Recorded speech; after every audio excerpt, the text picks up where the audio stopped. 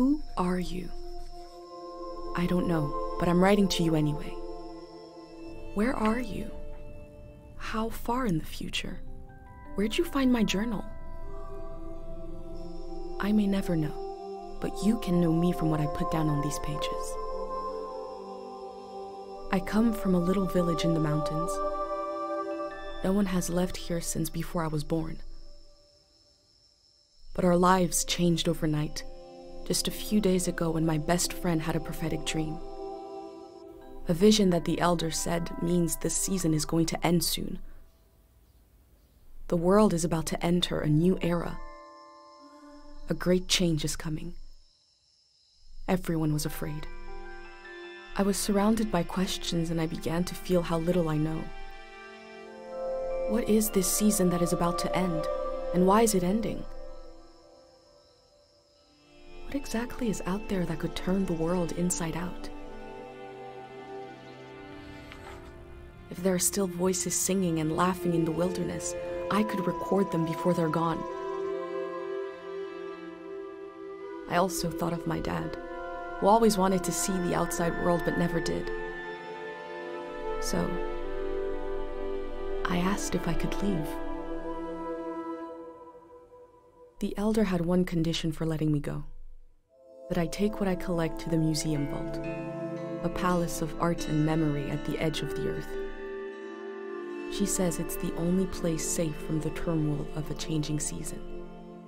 I hope that's where you're reading this now.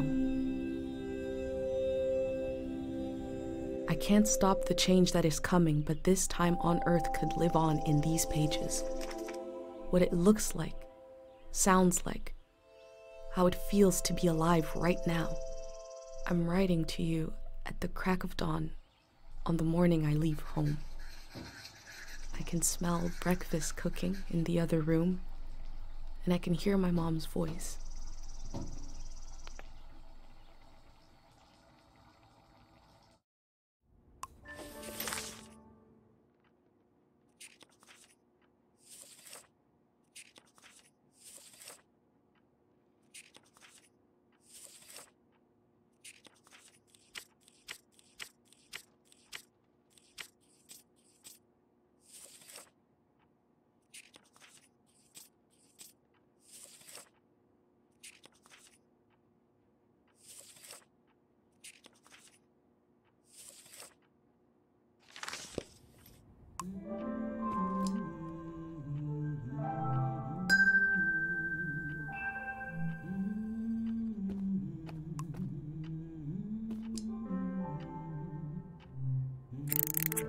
Three, two, one, hooray!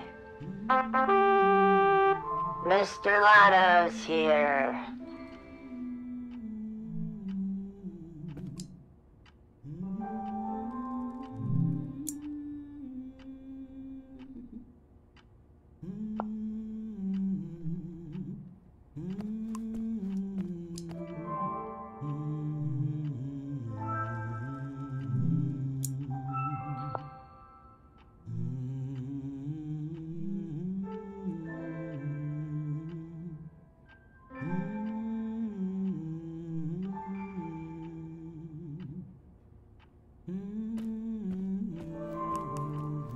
My bag and Dad's camera, ready for the great departure.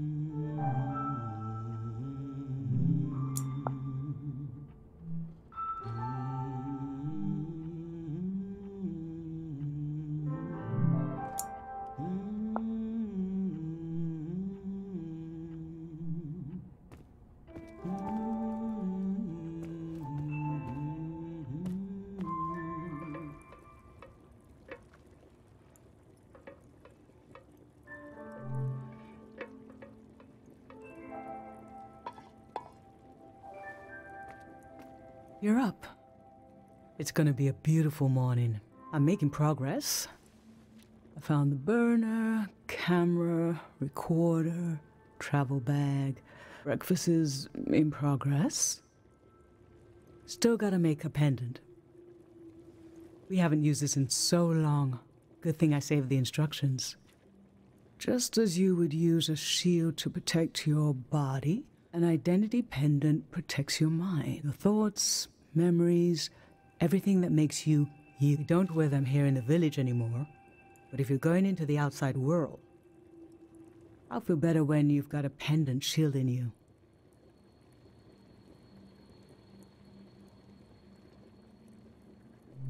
I will worry until you're gone, and then I'll have total confidence in you.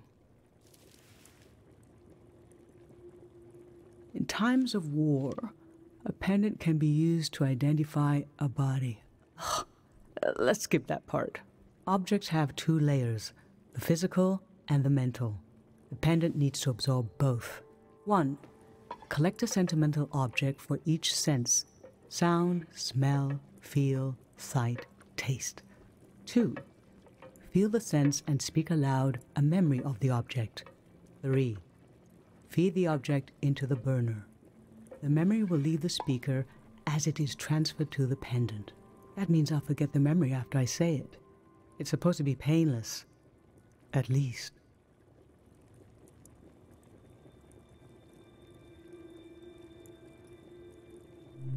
Okay, so this old tape should work for our sense of sound. I remember you and I fell asleep listening to this tape. Your dad came home. We all rested together until it got dark.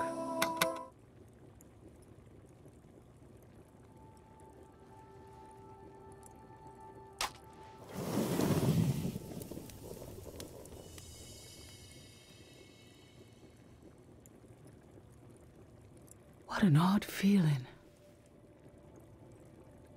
Like an absence, disappearing. The empty space fills itself back in until I forget that I forgot anything at all. I'm glad I'm only losing a few memories. If I lost too many, I wouldn't even know who you are. You should pick the rest of the objects. I'll lose the memories, but you'll have them in a pendant forever. So they should be important to you. They should be parts of your identity you want to be sure to protect. So think about what these items and what the memories would preserve about you. Let's do smell next. Find an object with a strong odor and that holds a piece of you.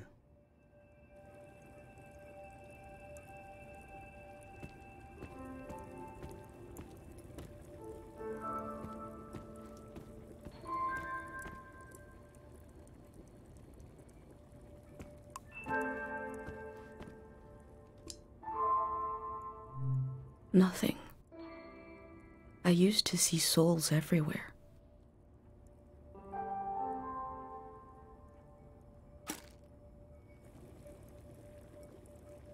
What did you choose for smell? I think you can find something with a stronger smell than that. Are you sure you want to use it? Follow your nose.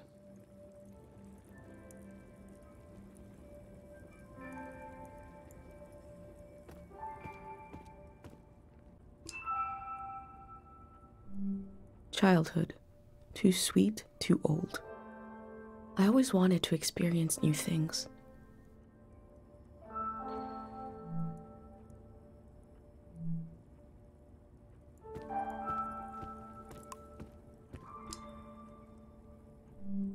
Ancient, perfume, sweet. Nothing is ever lost.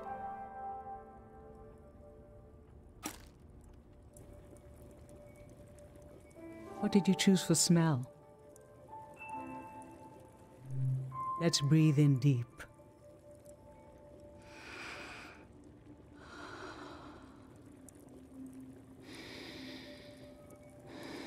Your dad used to bring these flowers home from his climbs. They only grow high up in the mountains. He was a great climber. He even found us a new source of water. I hoped after he would climb less, maybe even retire. But he always wanted to explore, and the only direction to go was up. Maybe the Elder is letting you leave out of guilt for what happened to your dad. If someone has the energy to leave, it needs to go somewhere. He fell into the Fitz ravine. We never found his body, but doesn't he rest with us at night? Doesn't he appear in our dreams? How can such a human being depart this earth without leaving behind a trace as strong as the flowers would still have their scent? Darling, I don't want to lose this one. I can't lose this one. Can we put the flowers back, please? Thank you.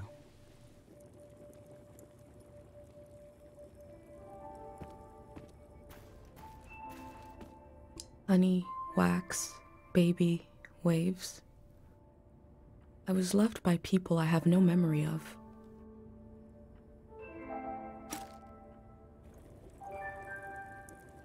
What did you choose for smell? Let's breathe in deep.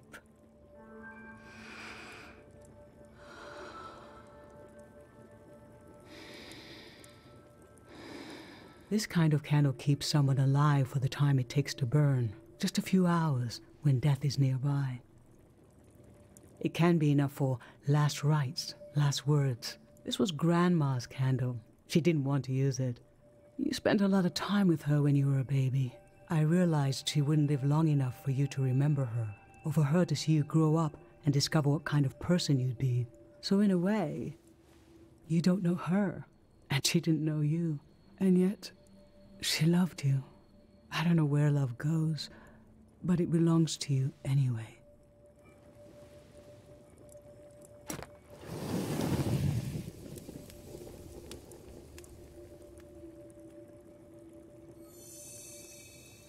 Now touch.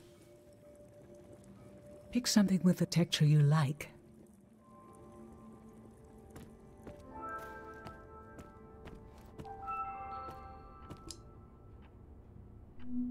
Creased paper lines. I take care of fragile things.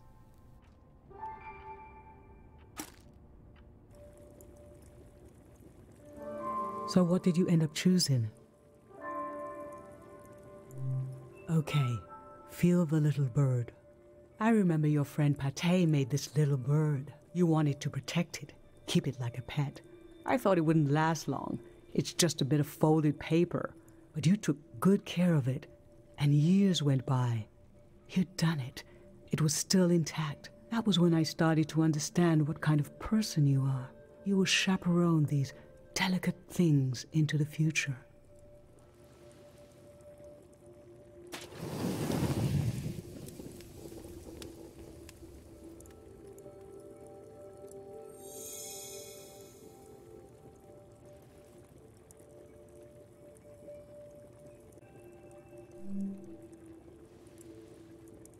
I'm fine.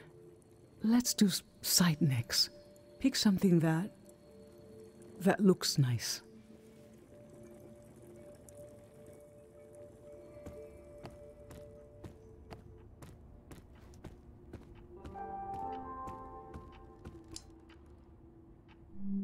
Poisoned, blue, shine. I look closely.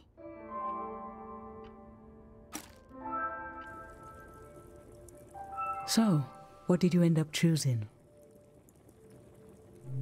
When you were a little kid and I'd wash your pants, I'd check the pockets and find all kinds of little things you'd collected off the ground.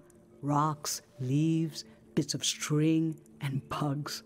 It happened less and less as you got older.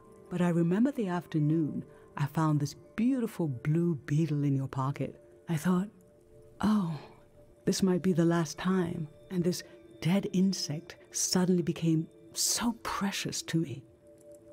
What is it in our young eyes that imbue every small thing with meaning? Why do we lose this? I don't think you ever did.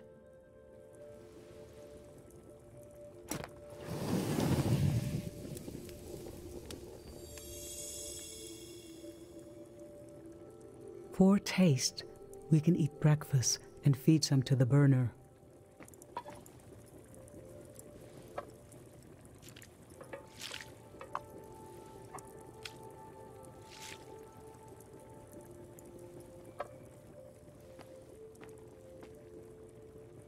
The memory I'll lose is the one we're forming right now.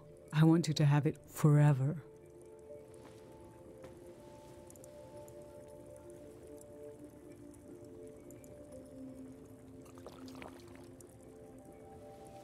We're standing here.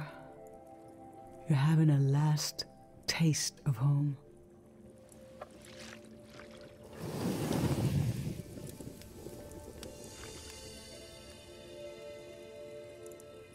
Now you're protected by lost memories, a gem of home around your neck. This is my only condition for letting you go. You must promise me never to take the pendant off. And never tamper with it. Okay? Then I'm okay with you leaving. I think your camera and bag are still in your room. It's time to gather them up.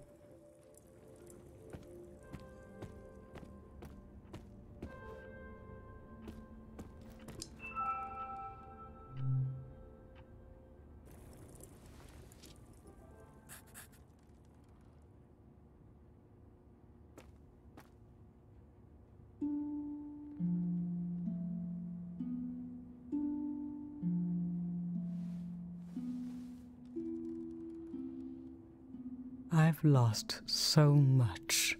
How could the world ask me to lose you too?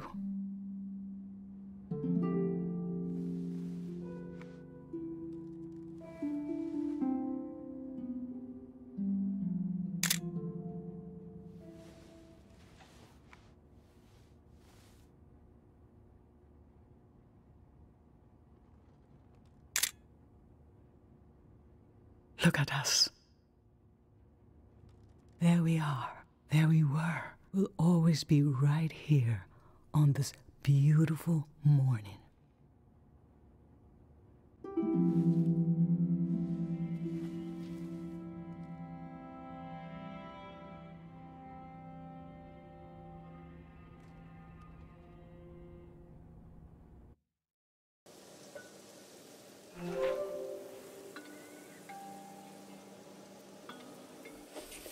I just performed a ritual with my mom. The moment has passed, but I'll record it in these pages for you, for the future.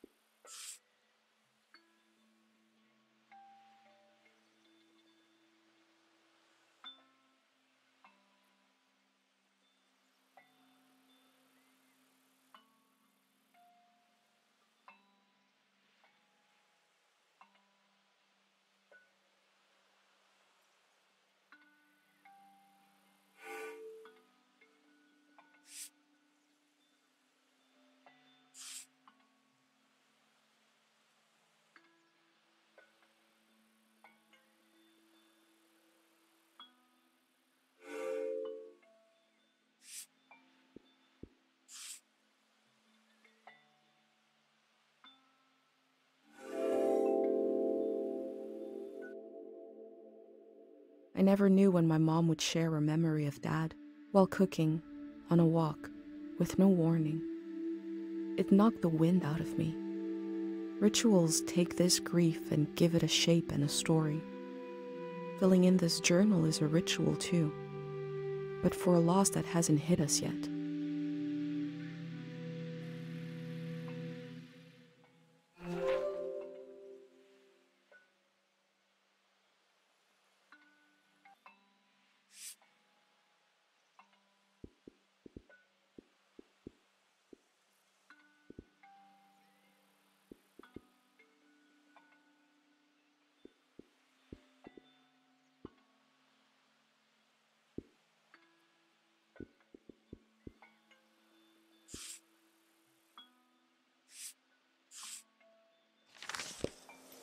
I've brought tools to record the sights and sounds of this season. I'll start by recording the only place I've ever known.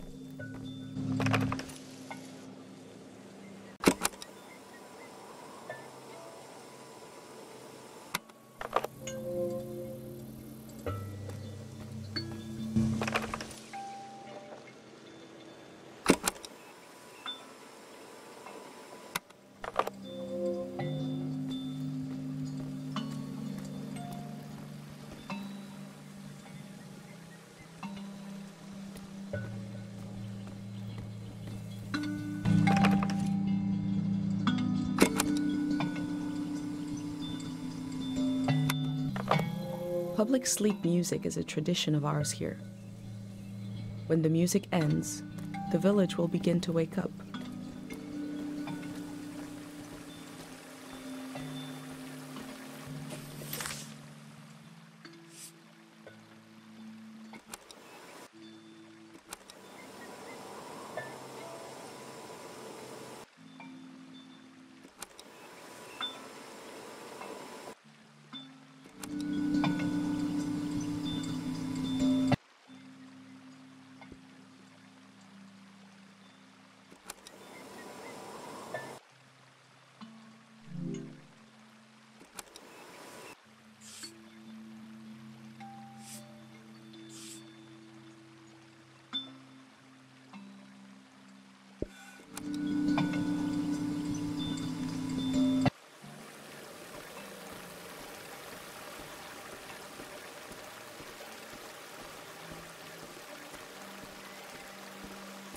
Last night there was a goodbye party here in the plaza. Everyone was so afraid for me. To understand that fear, to understand where I grew up, you have to know the man standing watch over the plaza, Dr. Fumio.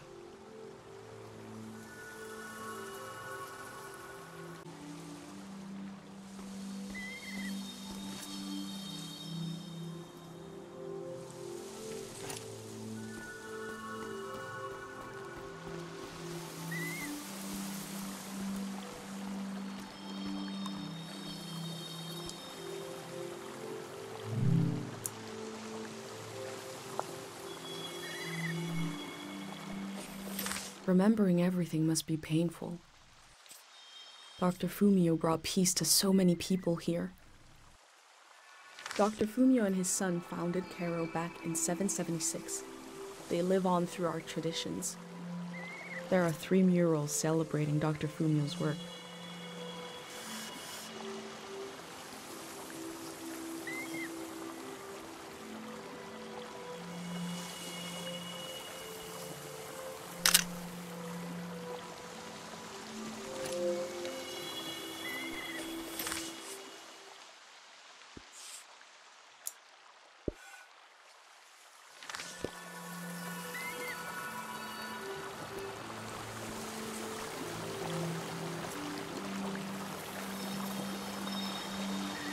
This is Dr. Fumio and his son. The statue isn't as old as it looks. The artist wore it down to give it a feeling of ancientness and the authority that comes with it.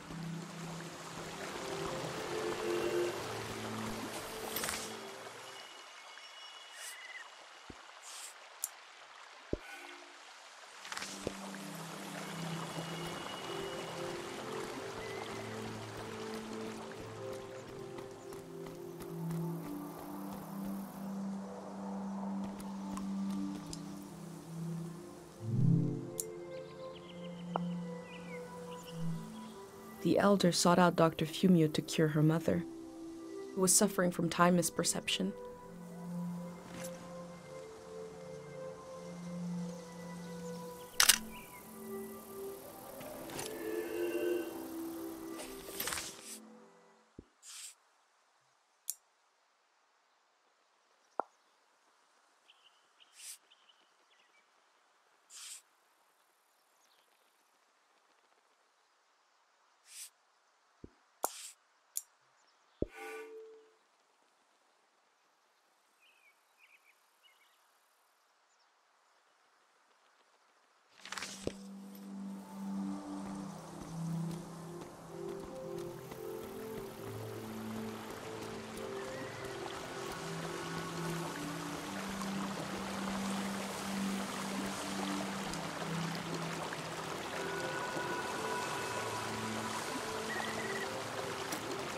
Pate loves fish, even though nobody here has ever seen one.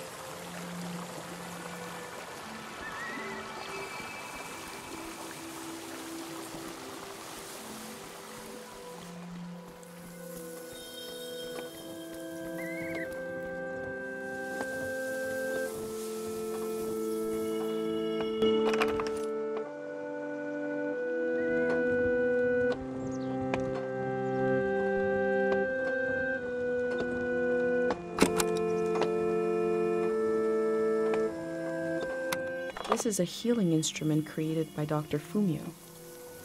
It draws on the pure mountain air.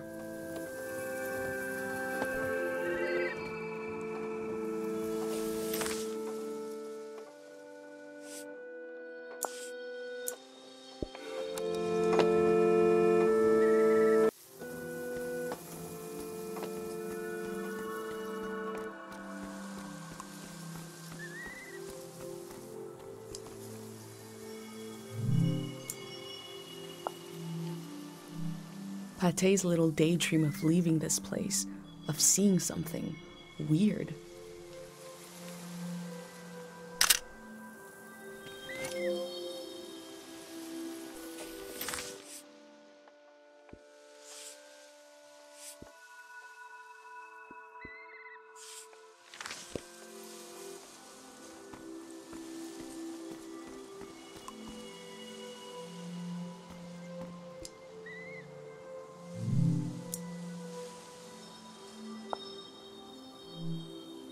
Dr. Fumio said the dream sickness was caused by something very powerful. He wasn't able to cure it.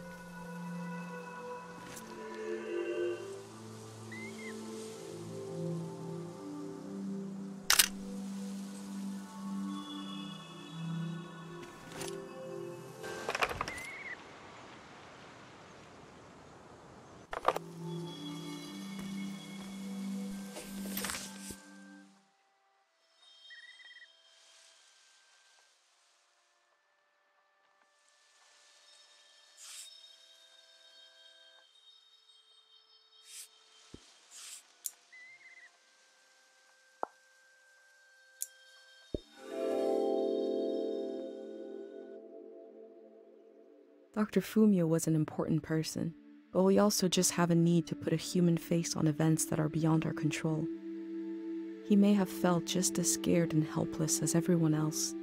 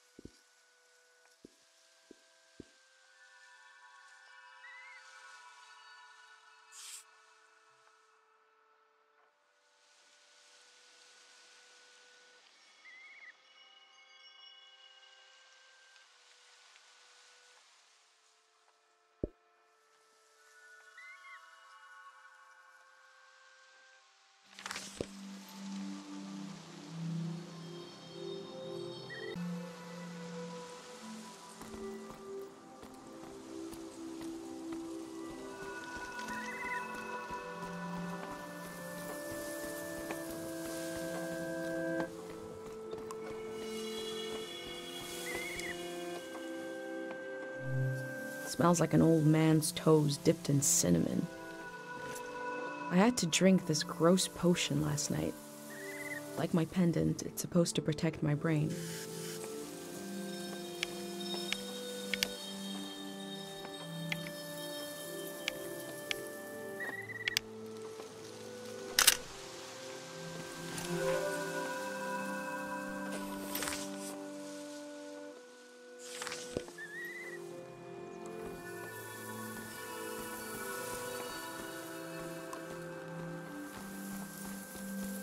A wish fell off the tree. I'm not supposed to read them. But it might be good for you to have an example of one.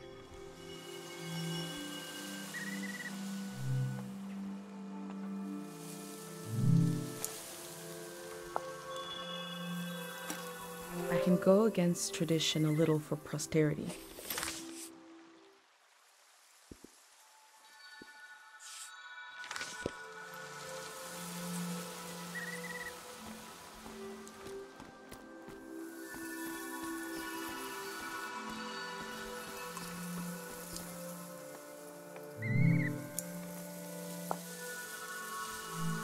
This is the cafe where my dad used to read his poems. He wrote one for me. Maybe he wrote it for you too.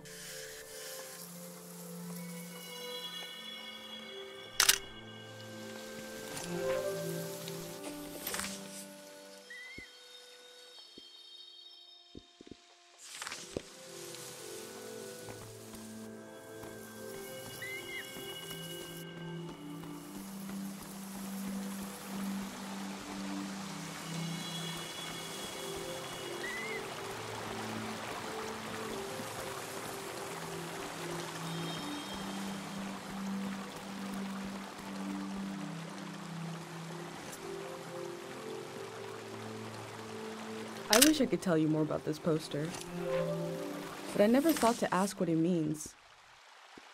Now we'll both never know what it means. Oh well.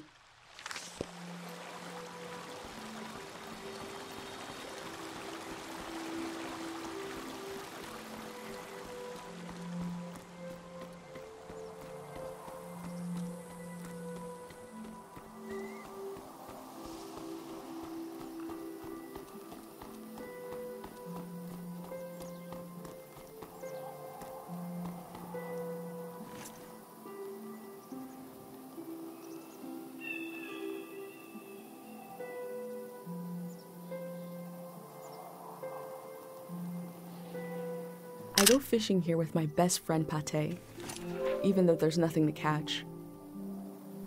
We both appreciate the silence.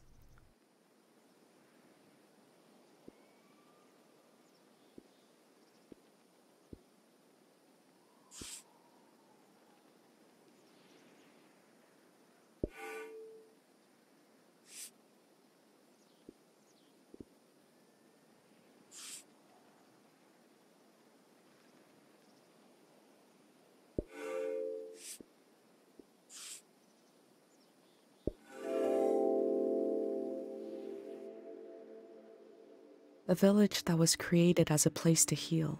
Is that where my instinct to try to help comes from? It's so strange to imagine I'll be shaped by places and people I haven't met yet. So strange to imagine that I might feel at home somewhere else.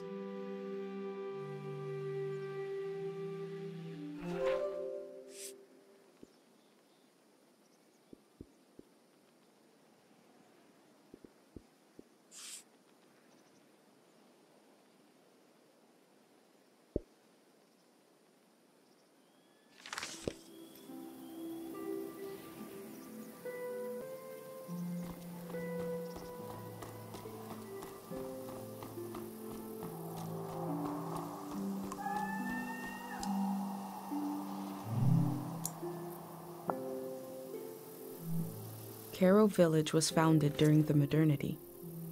Much later, Dr. Fumio arrived and remade it in his image.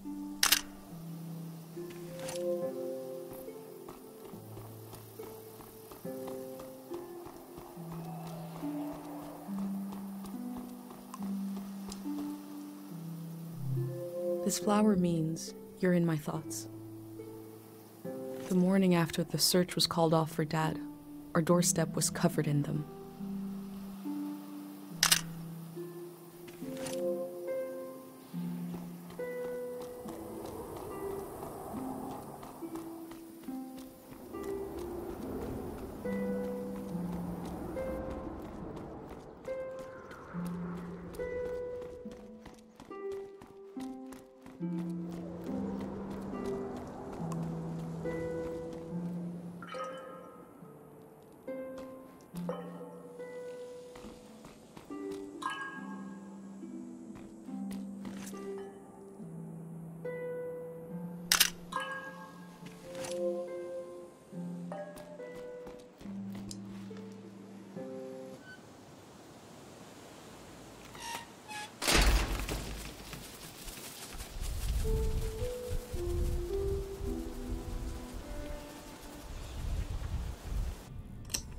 Is it recording? Yes. Okay. How to leave home for my daughter. Find a sacred square of earth. Lay down so you have the dirt at your back.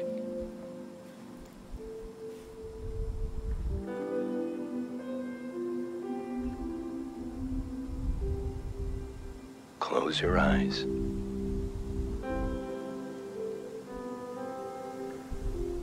Close everything.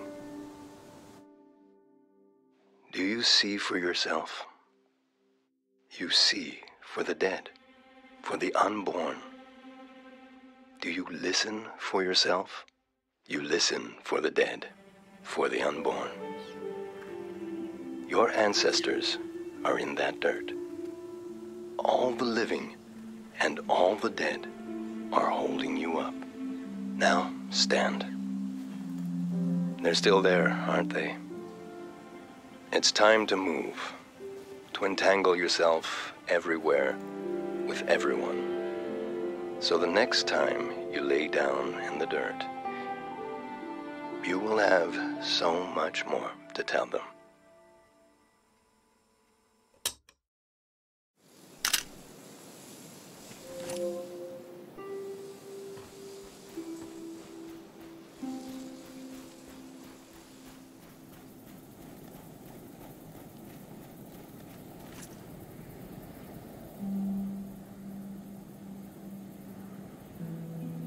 I hold a photograph of everyone I've ever known.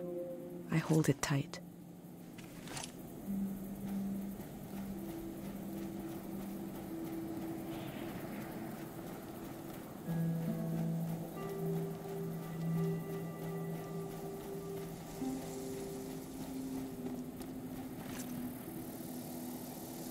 Tate fixed up 3 bikes instead of 1.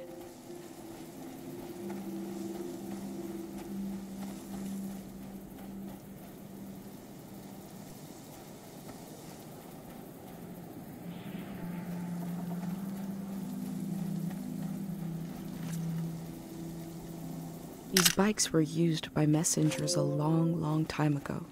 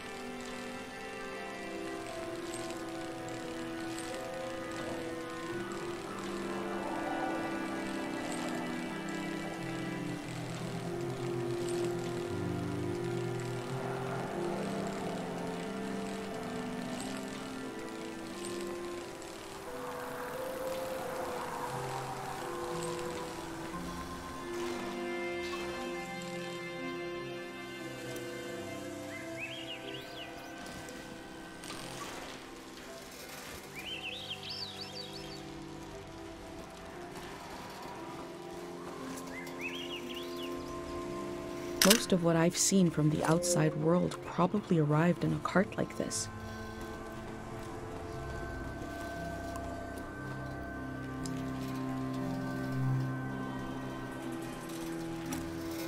That poor baby.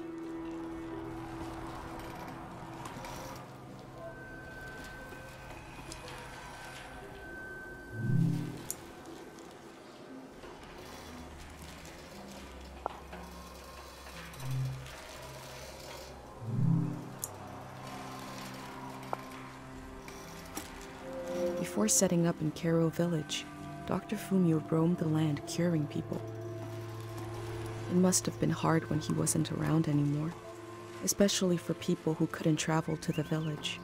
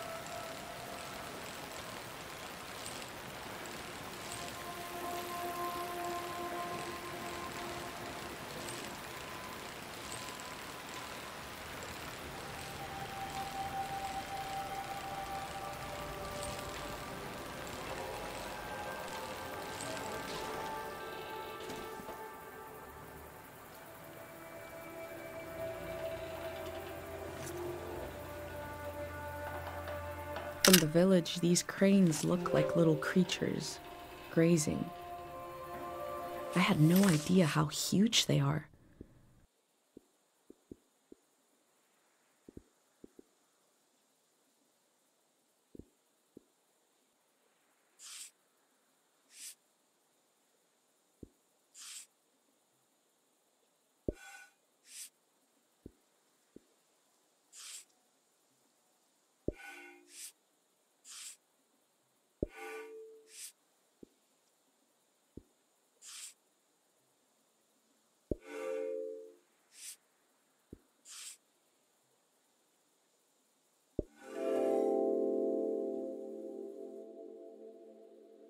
I feel nourished in these sights by the unfamiliarity of it all.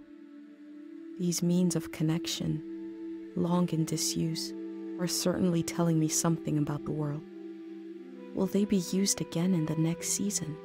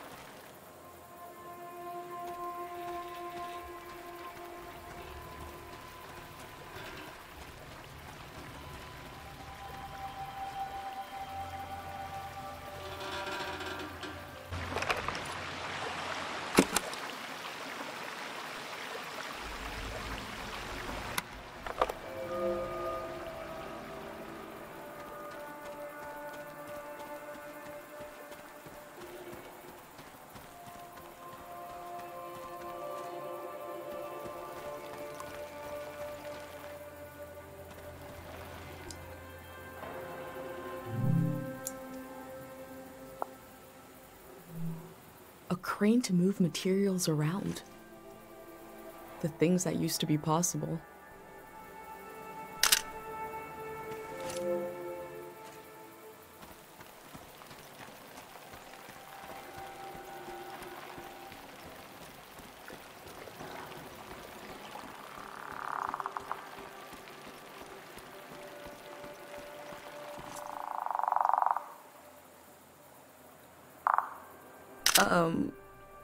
I forgot what I was going to say.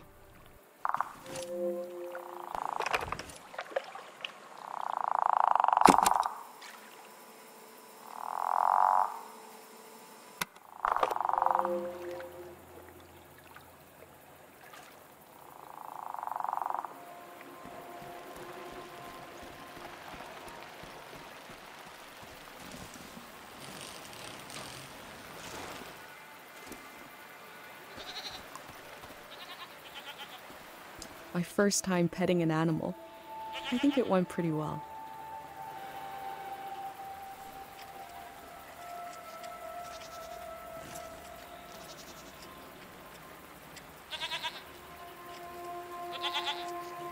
We learned about old technology in school, but not much about animals.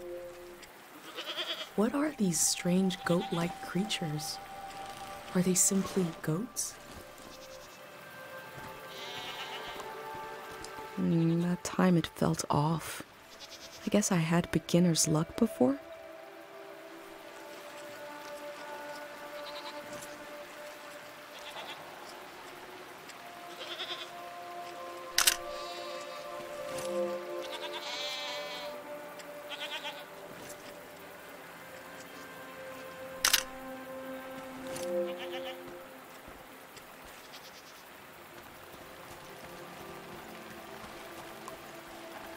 Okay, now I got it back.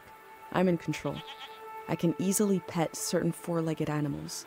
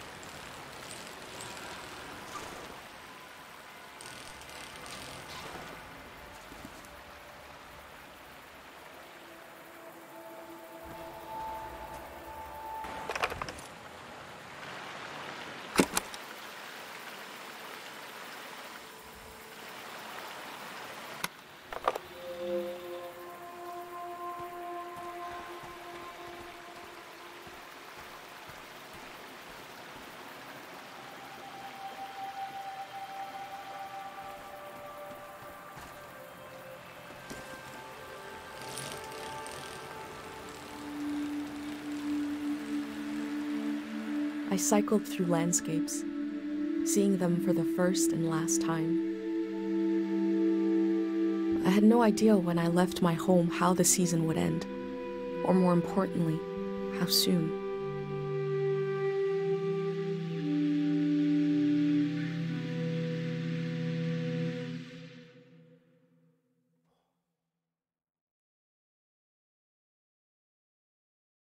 On a cold, damp day, I feel true loneliness for the first time. Nobody could have described with words how big this world is, how it goes and goes. I passed through it, where others passed before me.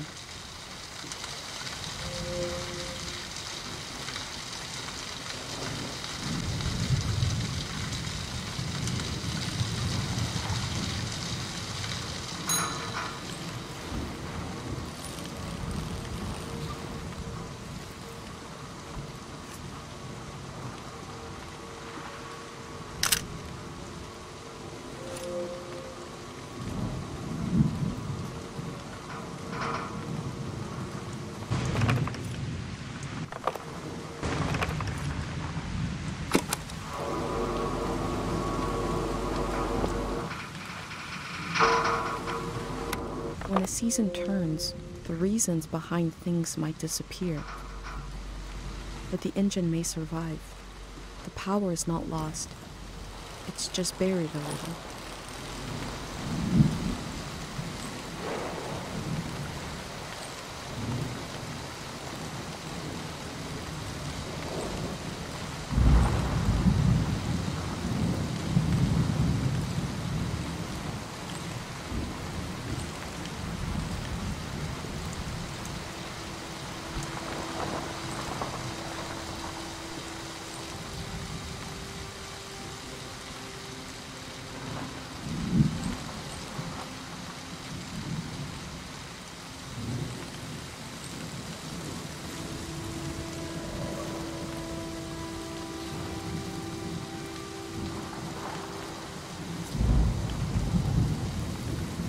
Someone was out here alone.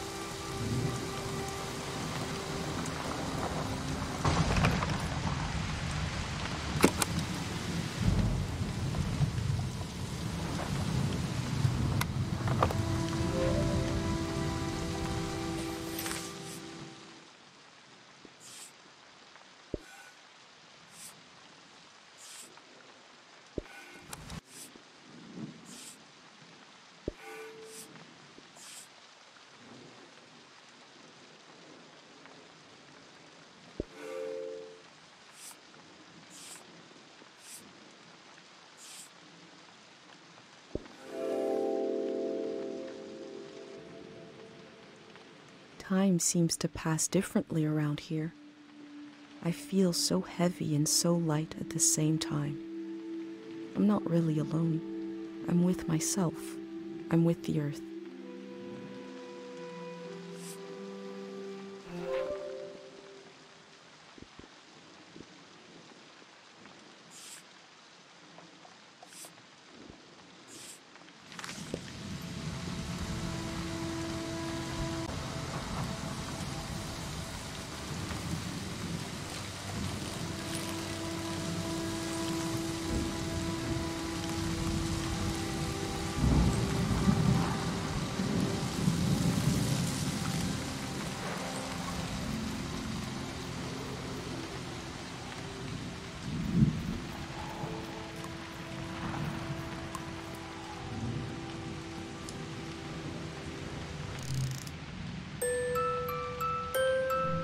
One melody is like me out here alone.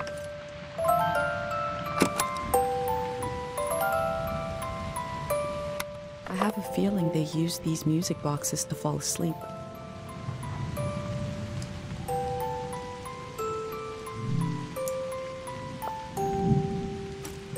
They kept themselves company with music.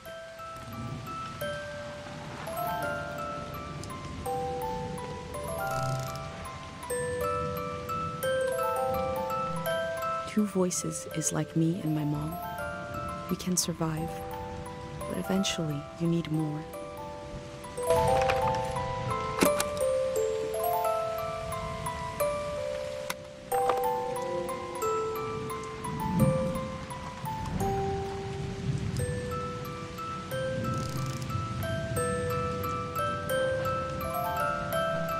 Three voices is complex as life is supposed to be.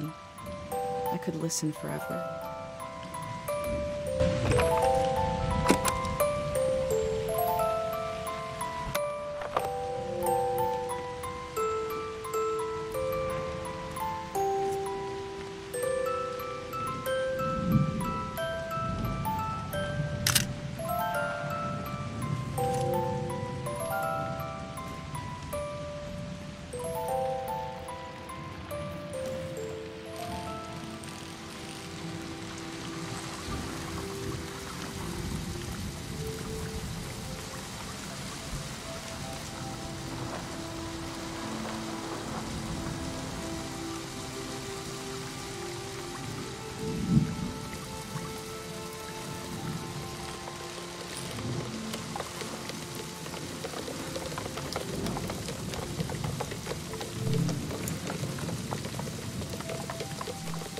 Looks like they made it out of here. But what is this group?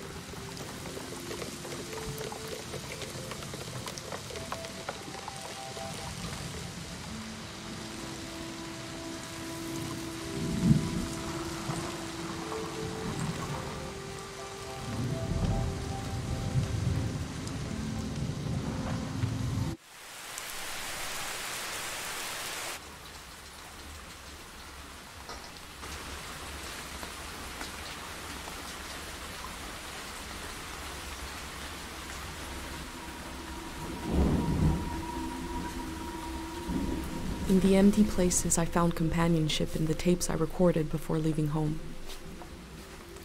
The elder told me the story of her life.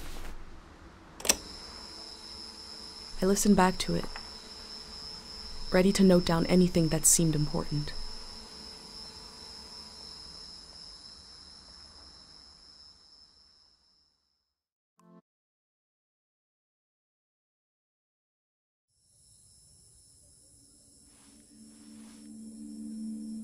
Let's set the scene for the listener, whoever that might be.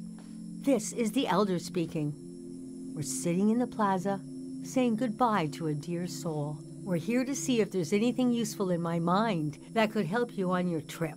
A century's worth of memories, dreams, fantasies, visions. Like a big, old, haunted library. When I die, this library will burn down. But which book should we check out first? I don't have all the answers, but I do feel the story of my life could help you understand what kind of world is out there.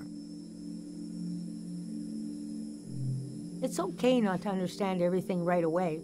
The moment may pass before you've gotten a firm hold on it, but as long as you're there to witness it, to take it down in your journal, you and others to come will someday take the time to make sense of it all.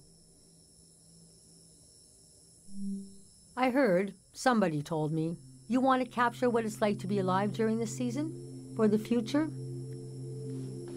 And you want to understand why and how the season is going to end. The season of my youth is long gone, but I can tell you what that season was like and what I know about how it ended. First, I got old. That's an important step. Being an elder is all about how you react to strange events. The key is not to be surprised, but kind of frown, look serious, and say something like, "It begins." Never say, "I don't know." Say, "We dive into a pool of uncertainty." I was born on the ocean. My mother and father worked on a cruise ship. The short-lived but glorious watery republics, floating cities. Most won their independence by the time I was born. How can I describe them? They were a jewel of the golden season. Pleasure boats with a radical political program.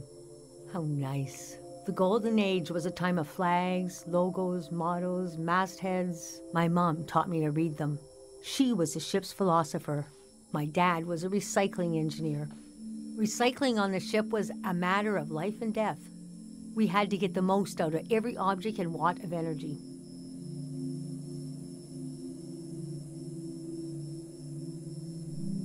My grandparents played with the past.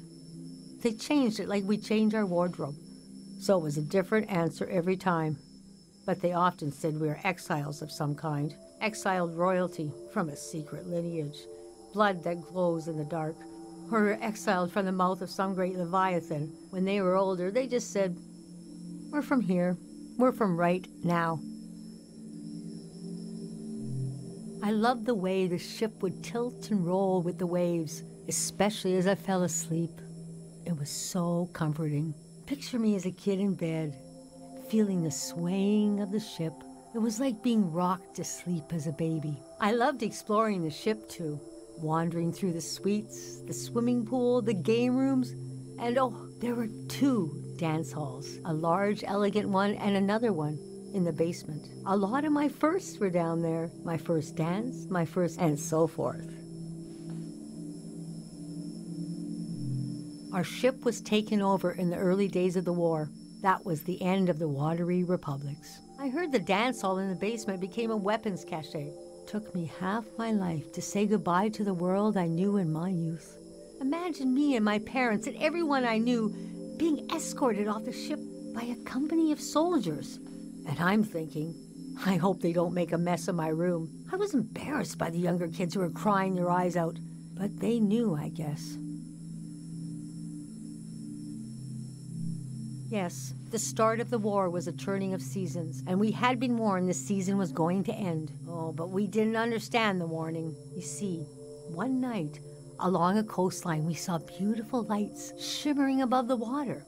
Later, we found out this was an ancient warning system. It hadn't been used in so long. We didn't know what it meant. We just thought, well, ain't that pretty? We tried to stick together and camped out on the coast of the prismatic grounds.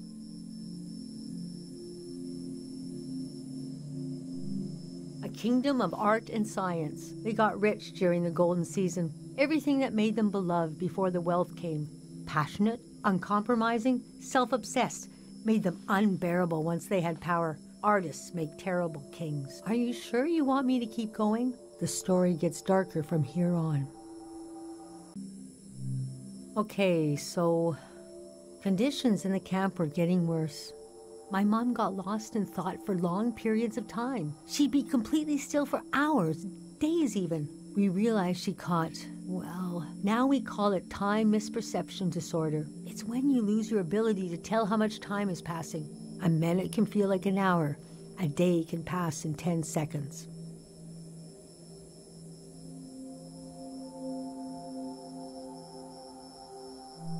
We don't know exactly. Our consciousness is delicate. There are minerals and sounds that can adjust it. Dr. Fumio's greatest fear was that someone would use this as a weapon. We heard about a traveling doctor who could cure these kinds of diseases. I decided to go find him. I found out his name was Dr. Fumio, and he traveled with his son Lucio. People talked about him like he was a god.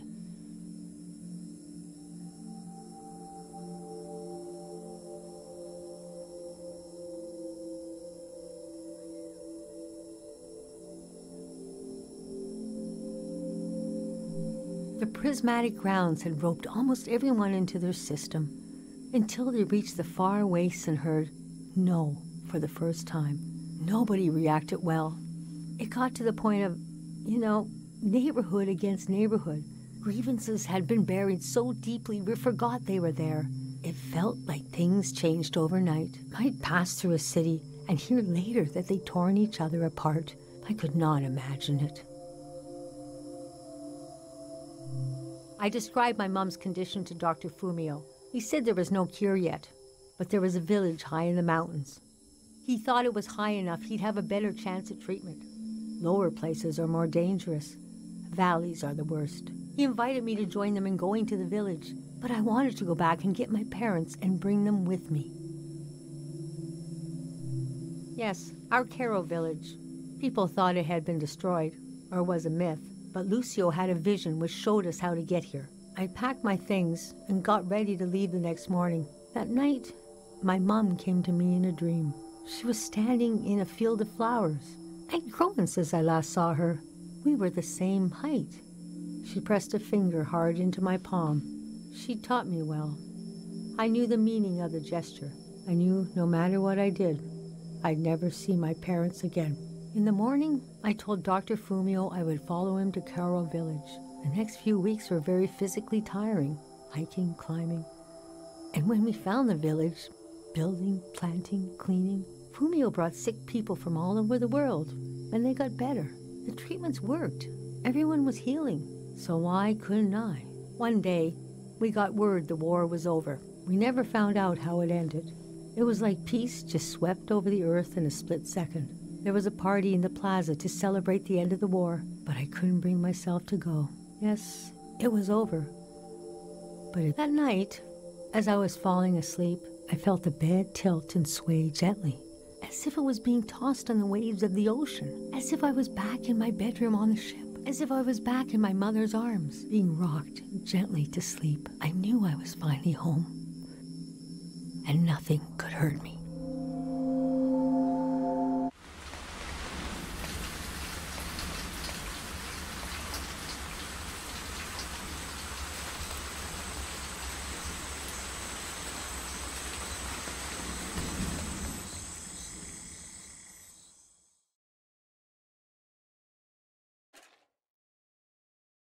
I imagined coming upon a place as hidden and singular as my own village. Eventually, I found myself circling a valley, looking for a way in.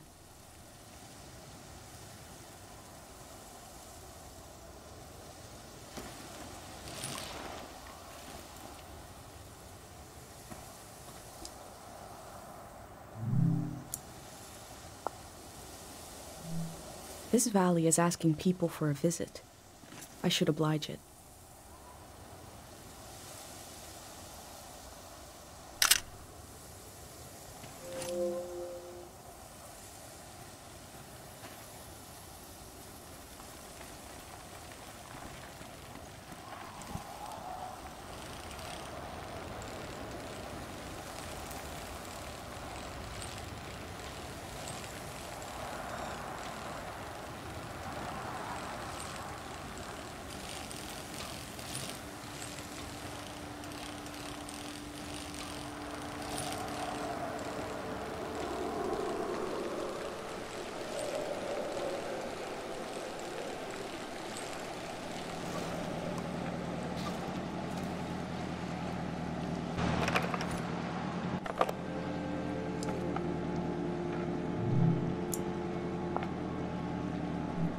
We never used this kind of technology in my village.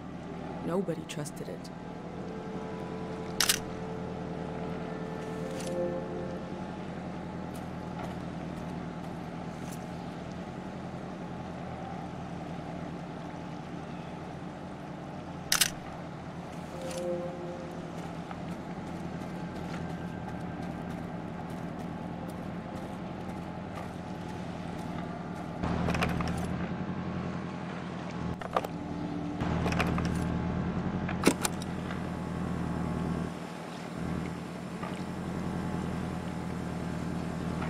Wow, it's still working.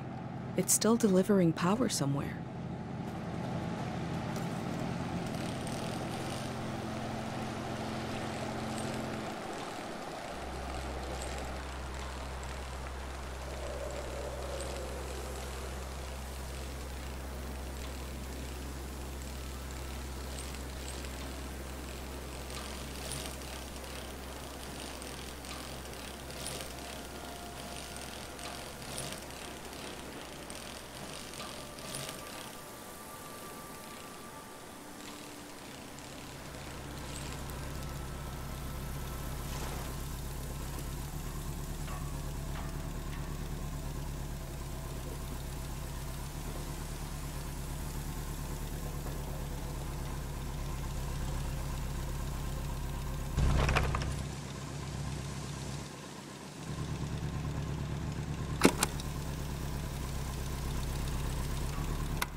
I've heard sounds that can heal the mind. It feels like this noise would do the opposite.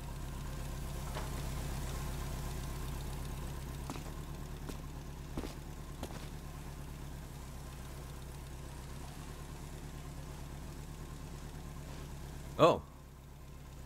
The valley. One second.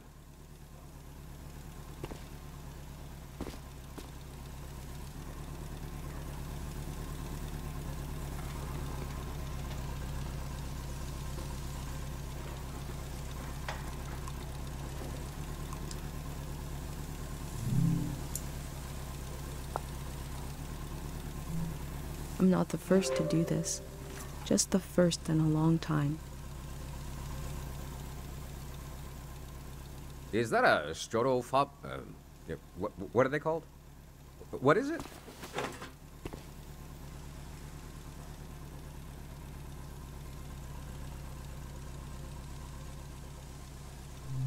I love old gear like that. It's getting more and more rare. I had a camera, but it broke. Not that interesting of a story, I guess. What are you doing here? The whole thing, huh? You're young. You got time. What kind of stuff are you recording? That's the way to do it, if you ask me. If anyone asked me, I mean. The valley would be a good place to use those tools. Too bad it's closed down. Let me finish up here, huh?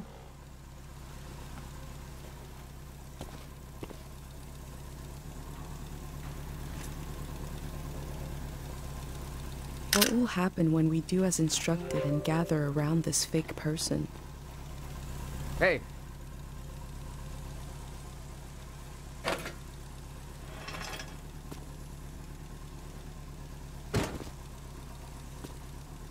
This was like a second home for a while. That was fun earlier when you showed up. And I was carrying the cardboard man. You were like, who are these guys? I've been pretty bored here. You know, the valley's gonna be flooded soon. That's why nobody can go in there. The dam is falling apart.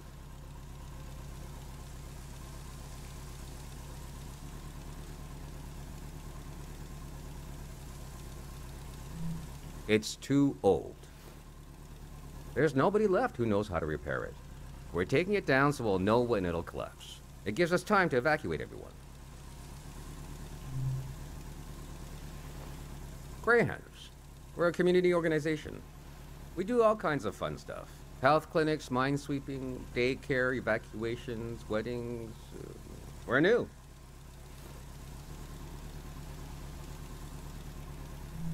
We'll do anything to make the future better than the present. No big deal. We're trying to get new things going. But it's hard. The past really has a tight grip on people. Doesn't feel like a fair fight. So we're trying to, well, anyway. It's funny. I stood guard here for a week, and I've only seen greyhounds like myself, and valley people on their way out. But now I see you, and you're like a new element or something.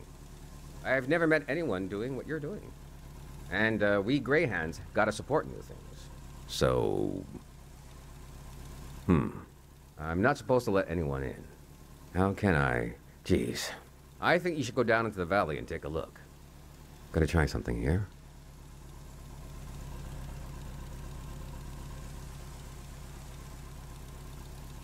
Dang it.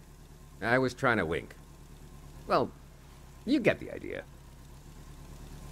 Go on and put that old gear to use. You can take my map of the valley, too. I don't need it anymore. I'll be down to pick everyone up around midnight. See you then.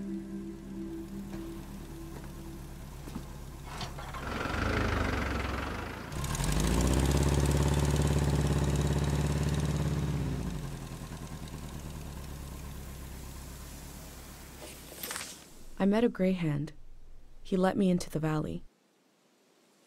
I think he wanted me to record what the greyhounds were up to. And he gave me a map. The assembly point seemed like a good place to start.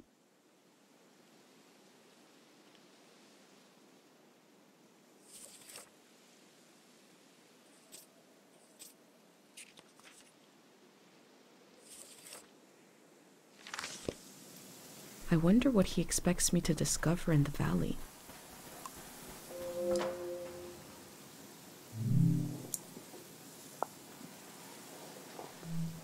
I'll think about what kind of visitor I want to be.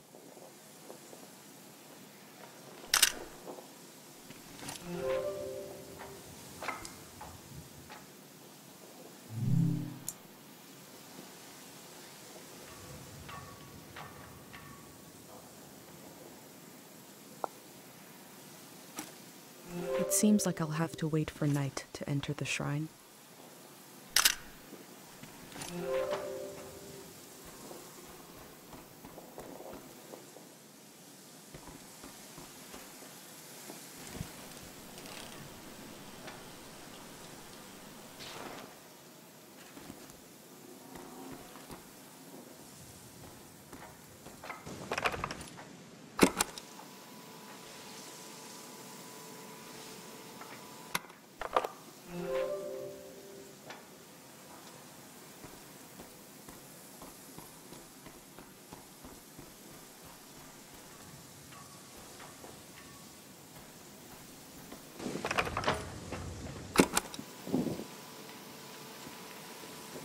The elder didn't think I'd see any flags. This could be a sign that the season is changing.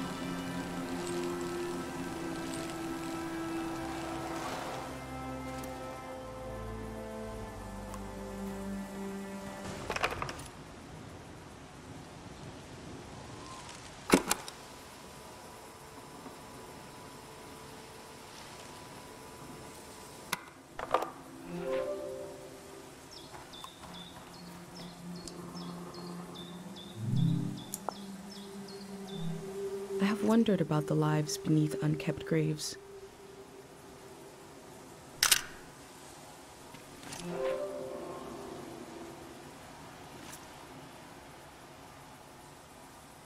I am probably the last person that will ever be welcomed here by this sign.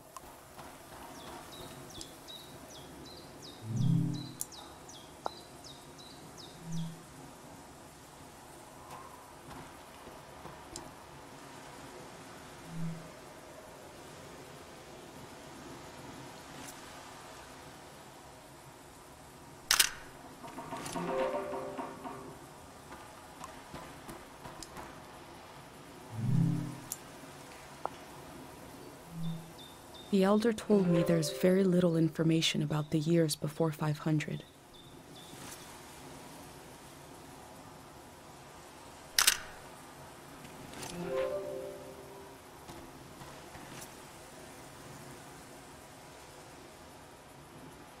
All above will remain, all below will wash away.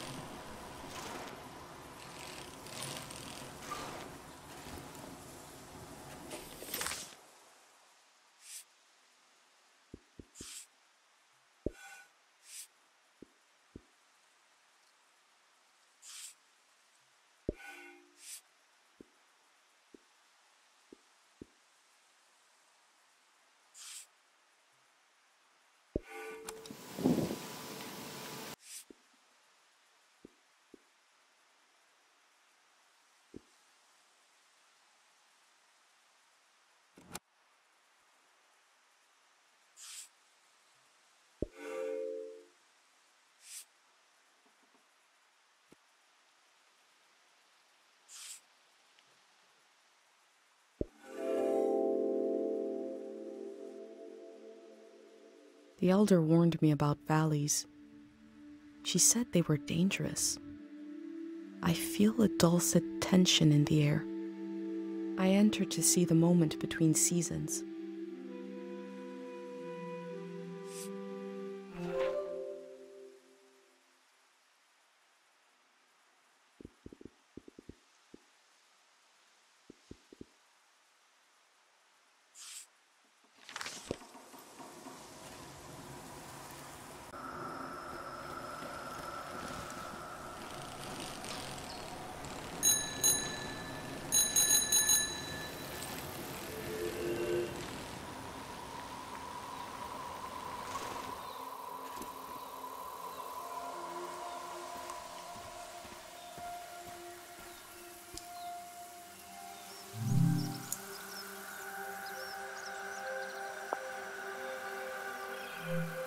I wonder what the flowers have to say.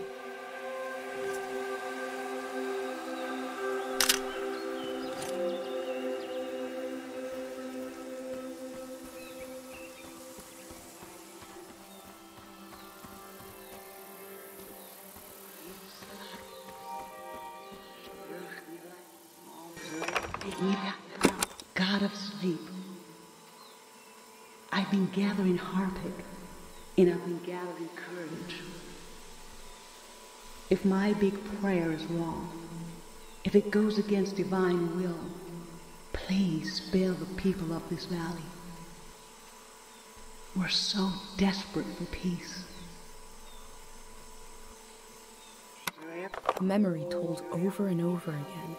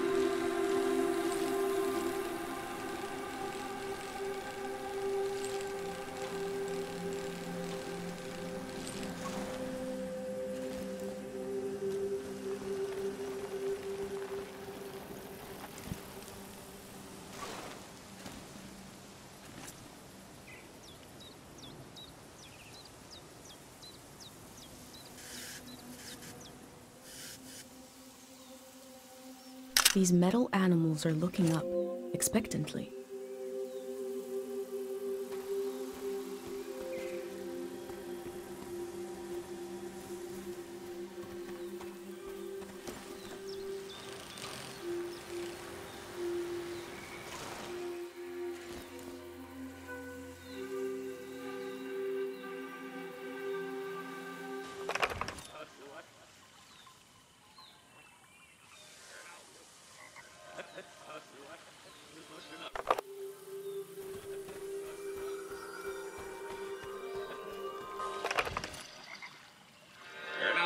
The people here are so weak. I heard gunshots last night. That was us. What is that? Look at the pond, the water. What is that pattern? Should we run or something?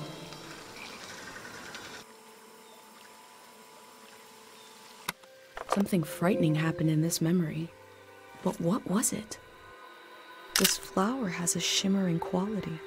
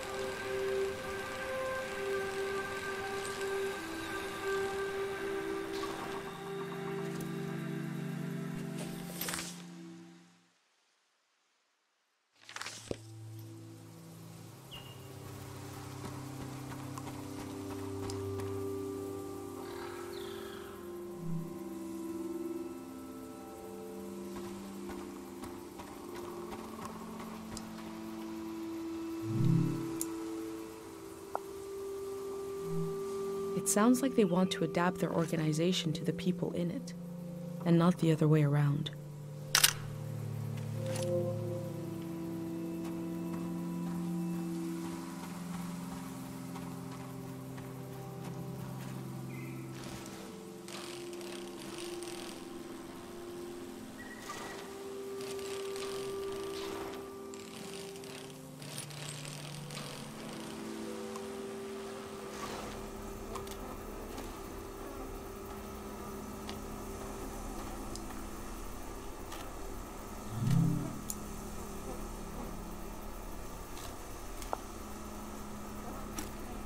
There must be a lot of people going to the city if they need to keep track of them with cards.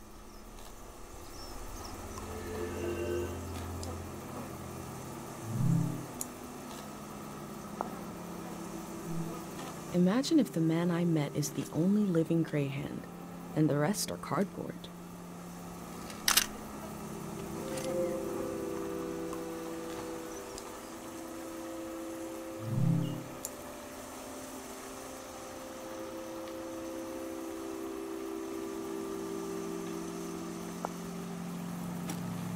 The Grey Hands want to end this season.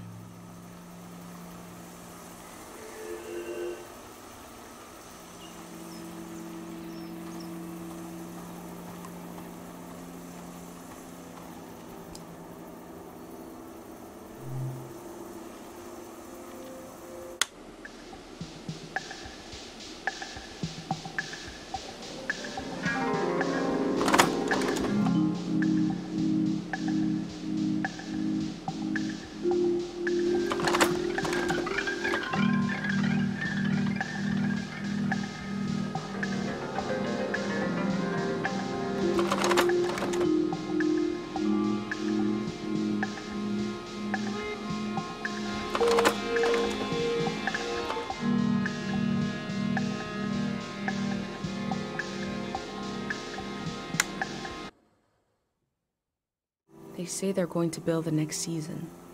How?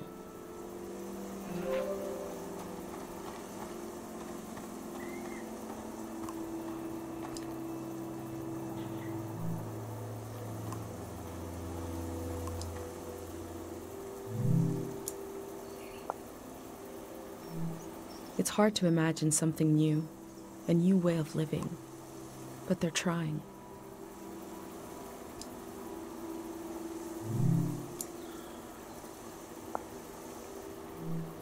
The elder also said low places are dangerous.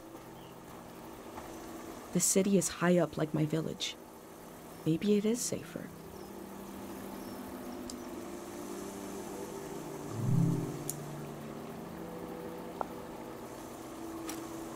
The gray hands seem to care what people think about them.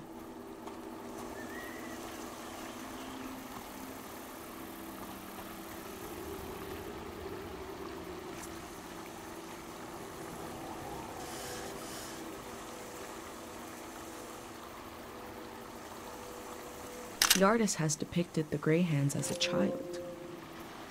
They don't have faith in their capabilities, but see them as innocent?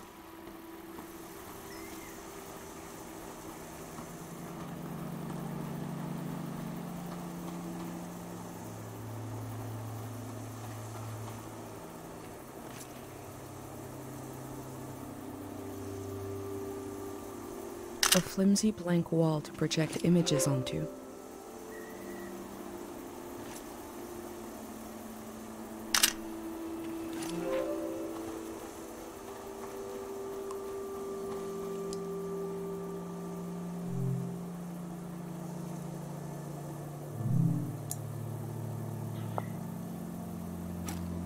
There seems to be suspicion about the real condition of the dam and why it's being taken down.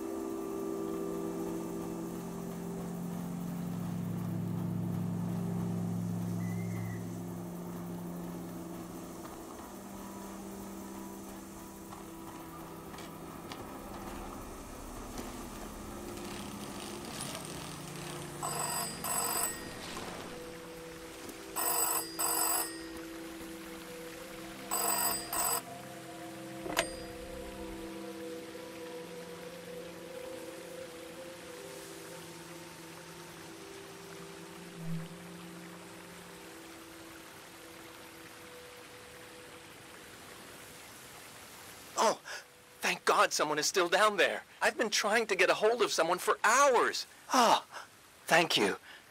I forgot the day zero materials. You know, the visual literature, the warm bath of ideas? I left it at the dig site. It should be sitting on a barrel with a fruit sticker on it. Oh, wait! Hold on. I forgot to do the secret password. I don't even know who you are. Is it too late now, you think? Okay. What day is the day after tomorrow?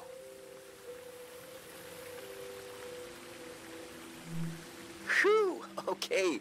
I did figure you'd be... Sorry, I didn't recognize your voice. Hard to keep track of all the new recruits. What else was I gonna say? There was vandalism on a few of the posters. Bad stuff. I put them in the trash. Keep an eye out for more. Anyways, thanks for answering. The day zero material is in the dig site. Pretty sure. It should be sitting on a barrel that has a fruit sticker on it. You know, I guess I was going to say you could bring it to me, but the flood will destroy it anyway. So actually, I was worried for nothing. Everything is lost in a flood. God, we really know what we're doing. I'm excited for this all to be over. I'm excited for this all to begin. Bye-bye now.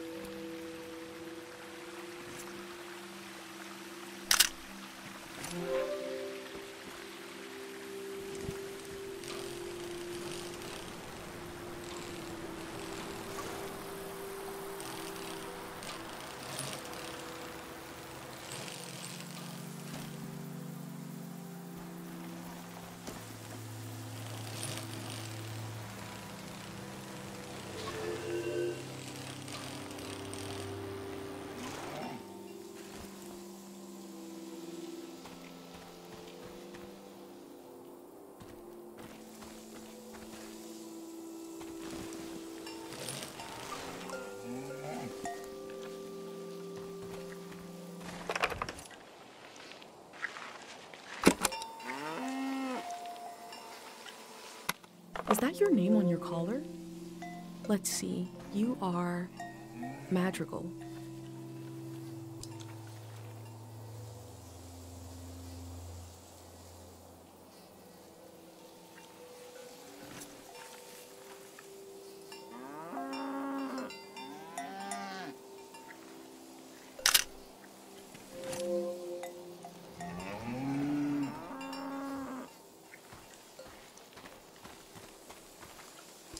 And you are Mata.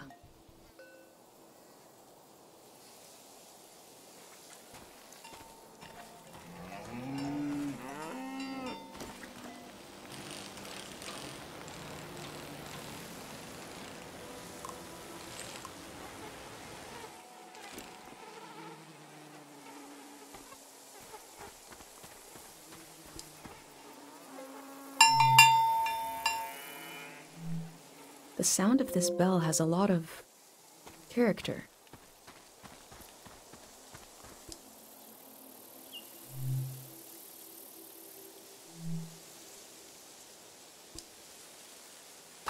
Ooh, we got a big show today. Huge show. Breaking news. The Grey Hands have died. We're being reborn, baby. And we're taking suggestions for our new name. Live on the air suggestions from the rank and file. You don't even need to be a Grey Hand to suggest a name. True, true. The number to call is 0019. That is 0019. First caller, hit us with a name. Hi, yeah. I was thinking the bricklayers. Okay. Bricklayers. Laying some bricks. Well, yeah, thanks for the suggestion. We'll be taking them all afternoon, so keep them coming.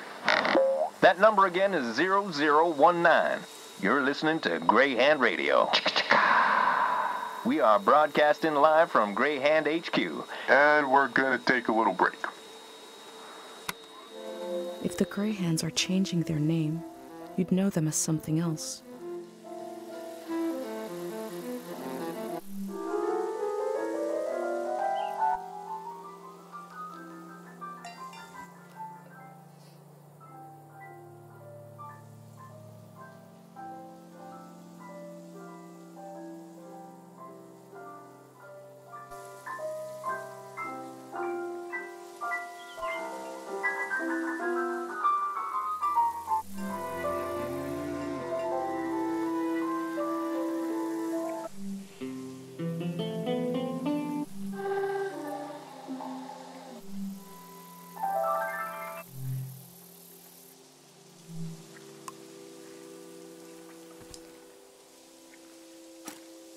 These people had to leave so much behind.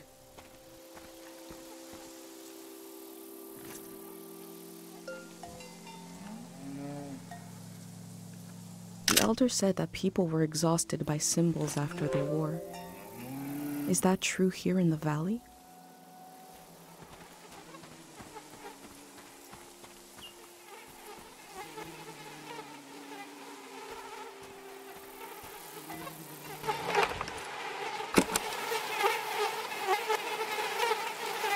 The valley keeps producing fruit, even when there's no one left to eat it.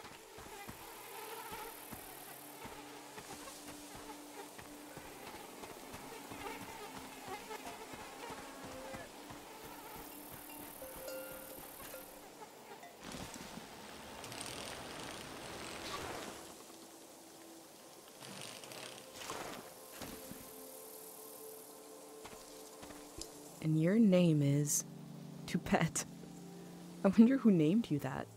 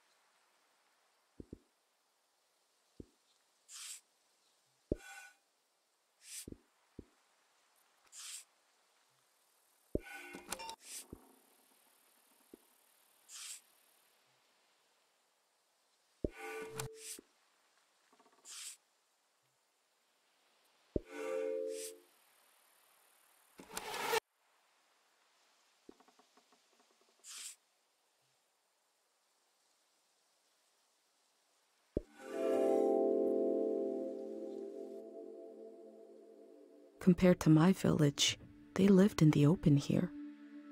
They lived on the land itself. I hope in the future, at least some people are still living like that.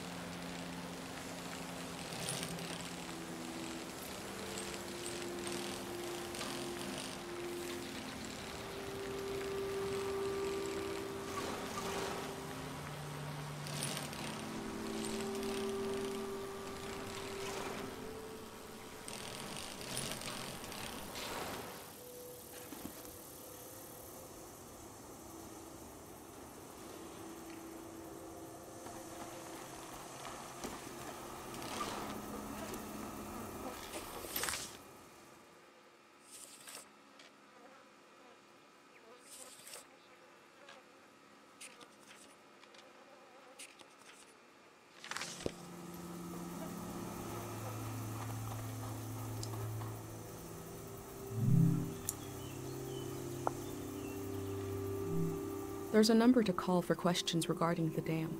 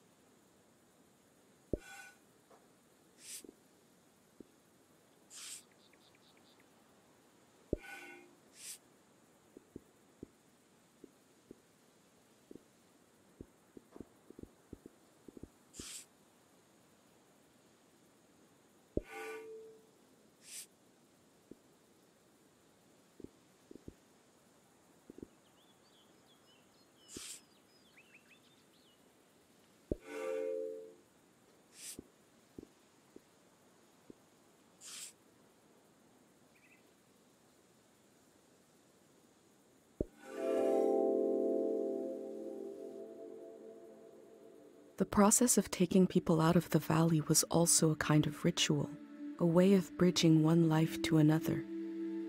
They know the world they're leaving. The next one hasn't been created yet.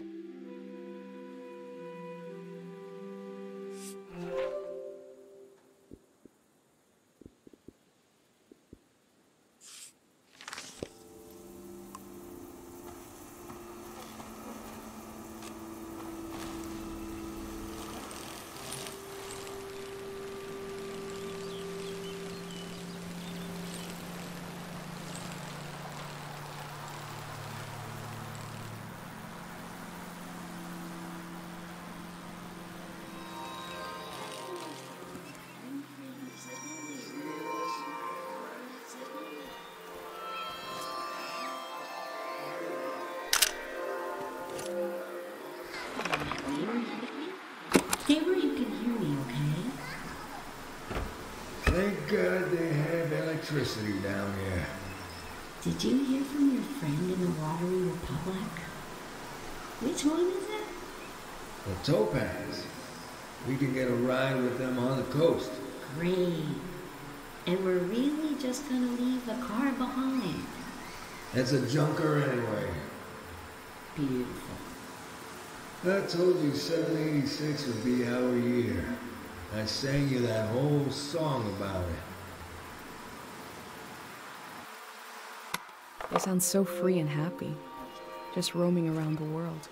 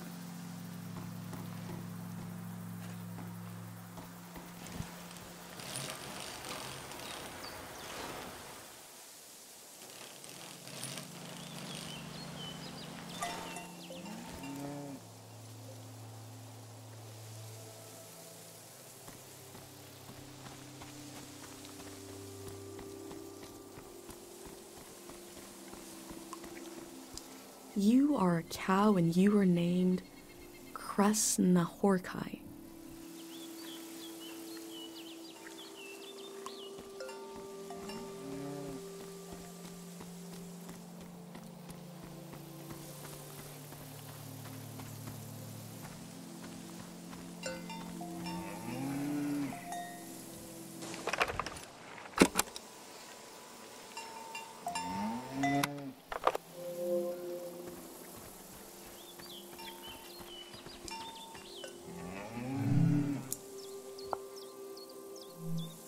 I've never drank cow's milk, let alone some kind of frozen version.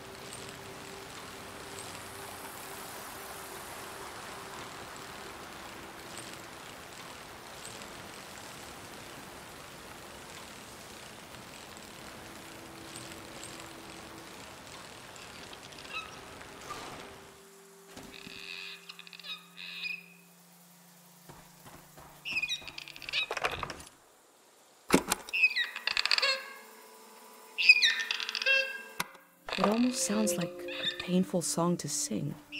I hope not.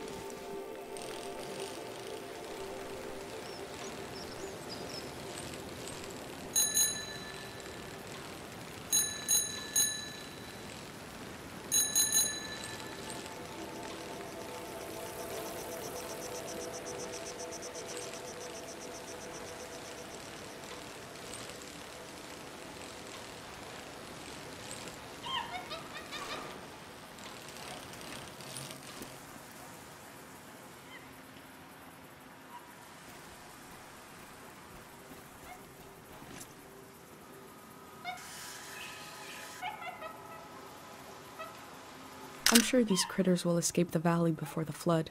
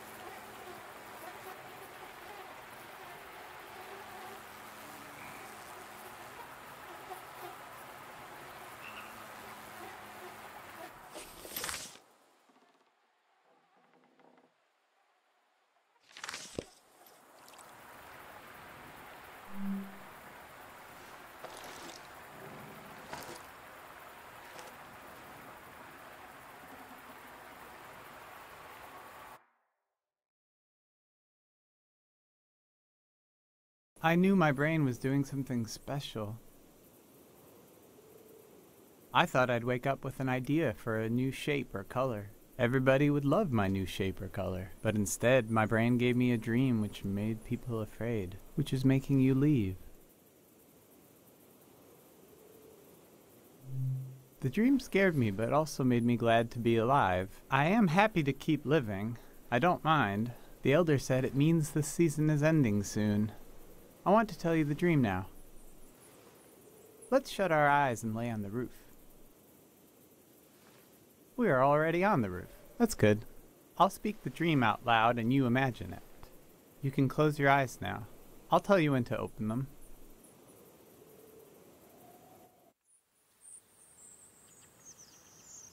I am in the forest. The sun is bright. My stomach rumbles. I'm hungry. I look for something to eat. There are fruit trees lining the path. I look for one to pick, to eat. I climb up one of the trees and reach out to grab a shining red apple. I blink, and suddenly the apple is rotten. It looks like it's full of spiders. I blink again, and now the apple is just a baby apple. Not ripe or rotten. I lose my balance and fall onto the ground. The apple changes colors. Some are eaten. Some disappear. I hear a voice. Someone is there with me. I try to recognize who they are, but their face keeps changing.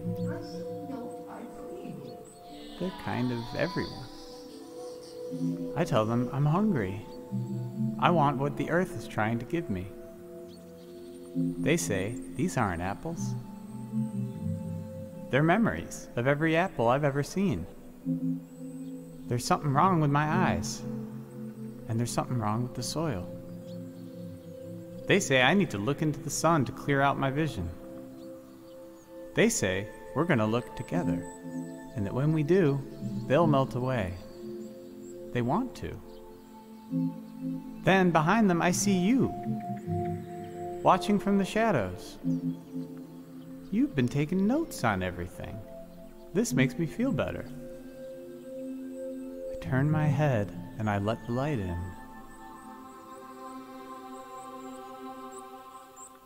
I lose track of everything. When I get my senses back, I find myself holding a round, red fruit in my hand.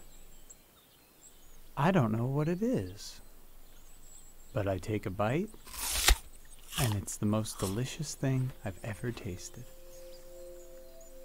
Then I woke up. You can open your eyes now.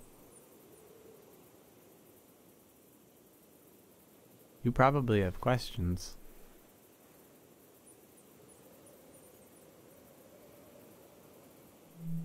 It wasn't only my fault that the apples were acting funny. It seemed like the natural world, or whatever it's called, the land didn't know what time it was either. The soil had to forget a little. The face of the ghost person in the dream? They were everyone and no one. It reminded me of someone I used to look for. My birth was not easy. I was bigger than most babies. After I was born, the elder advised them not to have any more children. But years later, my parents tried. They told me I'd have a sibling, but we lost them a few weeks later. I felt like it was my fault. I should have been born last, if ever. I needed to see this missing person somewhere, so I searched faces for a face I'd never seen. I thought I had to carry them forever, but in the dream, they wanted to become part of everything. I had to let them go, which felt like a piece of me was dying. It hurts a lot, but it's a nice thing to do if you can. To let part of you become part of everything. Oh, I feel a bit winded now. I feel like everything is happening the way it should, but I still wish none of it would happen at all. I wish my dream didn't mean anything. I wish we had wasted more time together. I'll count the hours until then. Will Go down this roof together, and you'll keep going down and down, down into the heart of the world. Thank you for listening to my dream.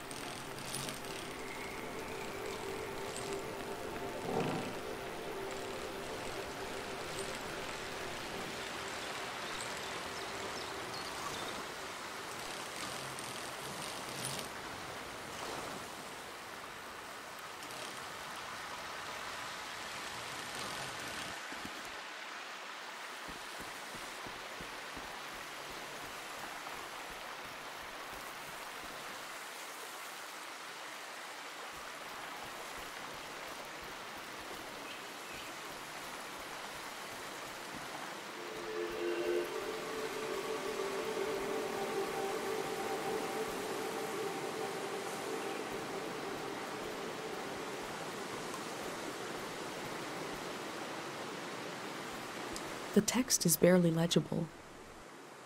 3 aphorisms from the young. None should see the face of love and live. It looks like a set of aphorisms.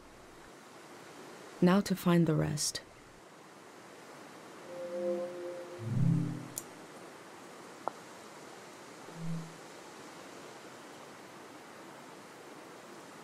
He's not for sale. Not because he's special to me, but because he is trash. A crazy woman made this junk. An artist. I buried her a long time ago. I'm surrounded by it, but my eyes, I can only see here. Can you bring me photos of my art? I'd like to see my work one more time. I want to see how I wasted my life.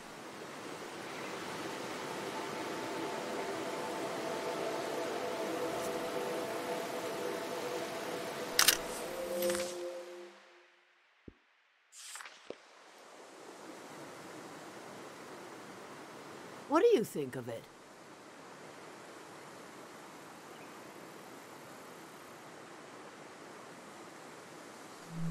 No amount of work can replace true inspiration. Awful. Form, color, subject. Simply awful. That was me trying to play to the crowd, to be charming. I should have grown ivy over them. At least the flood will take it all away. Was I never truly inspired? Did I really fail so completely? Let's see another.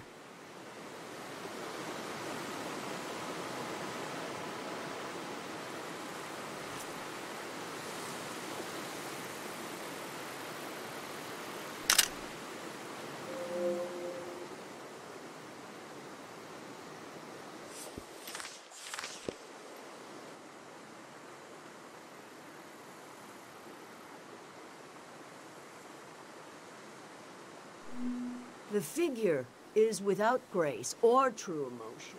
I thought if I stood outside his door long enough in the rain, that God would let me inside. All I did was toil my fingers to pieces. I wanted to capture this valley in a piece of art. That's all.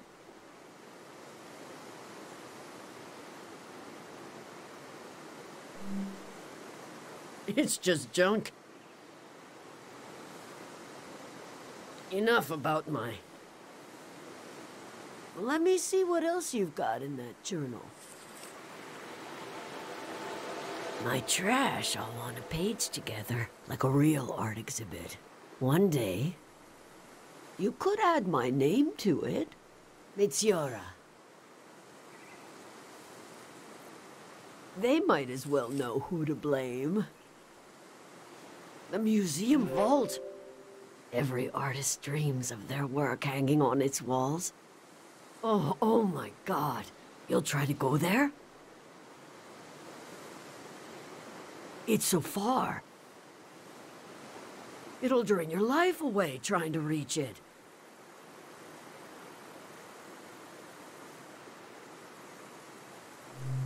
That is undeniably true.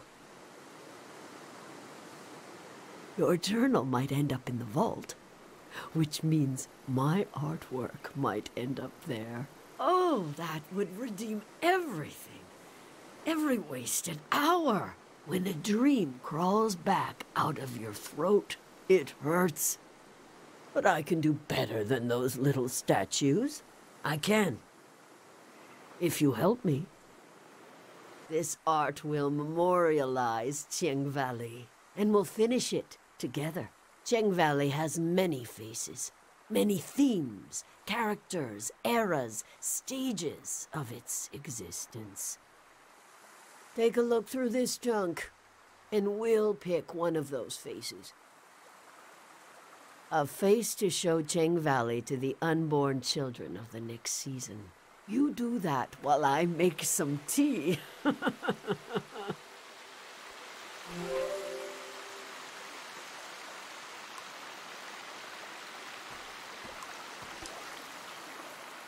You seem lost. We're here to choose a theme for our artwork. You can see through the clutter. I have looked at all this for far too long to see it. There are no mistakes, only wayward inspiration. Just pick the face, facet of Cheng Valley that calls out to you.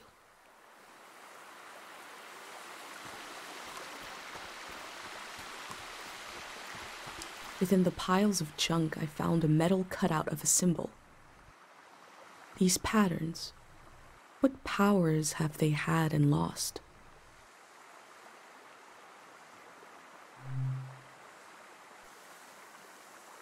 The sleep symbol. This is the pattern, the vibration the prayer makes.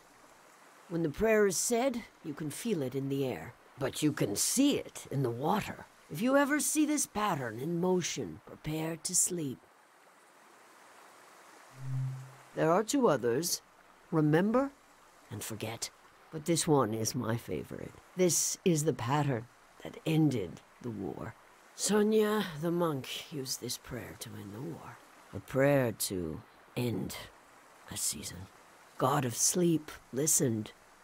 Power was greater and deeper than anyone knew. That was how the last season ended. Do you want this to be our theme? Very good. And the tea is ready. In the past, I tried to control everything. My work was dead. This time, let's follow our intuition, gather some pieces, and see what happens. What magic might be hiding in this day, which will pass and never return?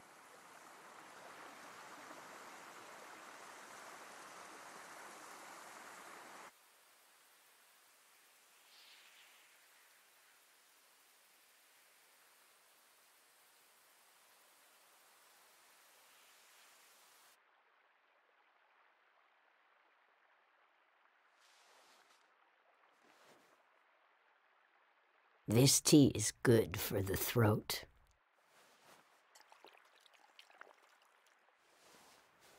It makes me want to sing.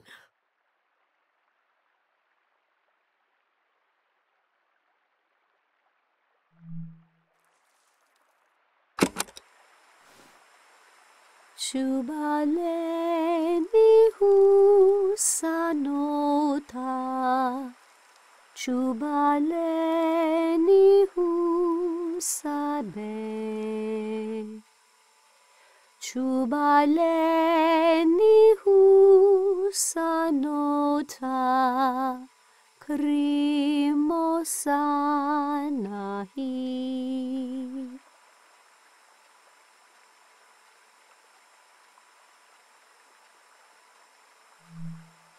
Pleminutu sakanora.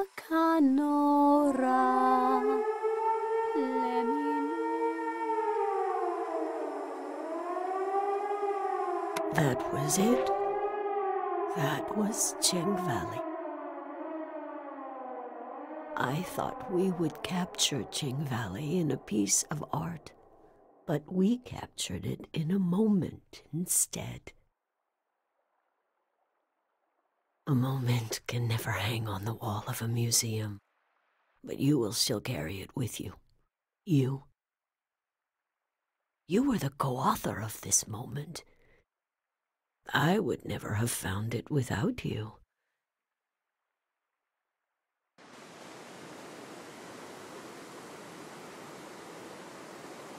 I'll rest these weary knees, these old eyes. But you're welcome to bring me images of this valley, as long as you bring them close enough for me to see. I'll tell you what I know. There's only a little bit of today left, and then the city, the flood, the lights, the next season.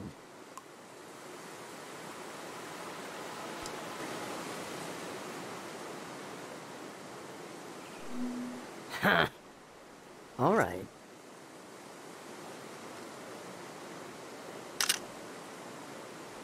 Latiora is a true artist.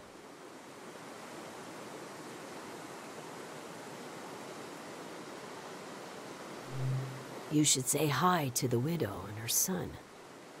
They have a farm over yonder. Last I heard, she was still trying to decide what to pack.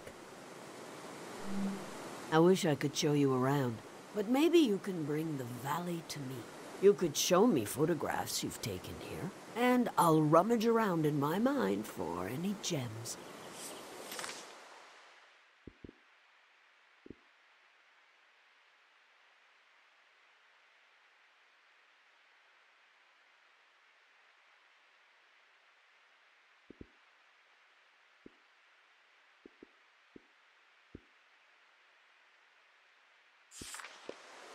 Critters of the valley. Don't worry about the animals. They'll leave before the flood, won't they? Yes?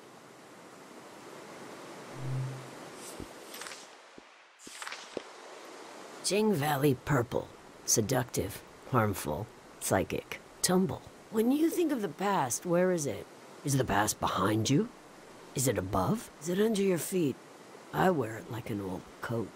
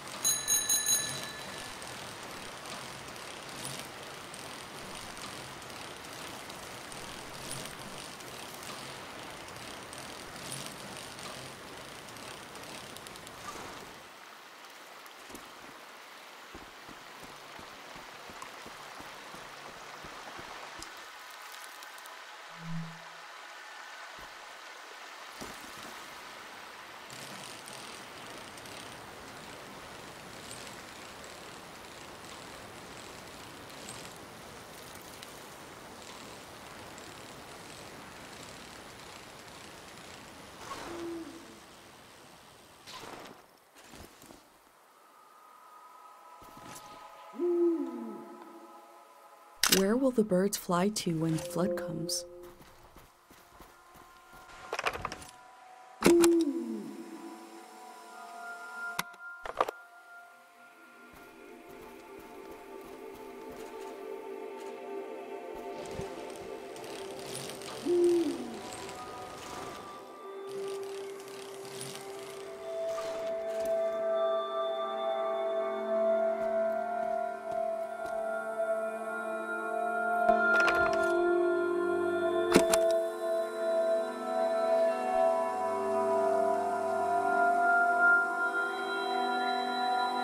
A calm sound comes from the strings.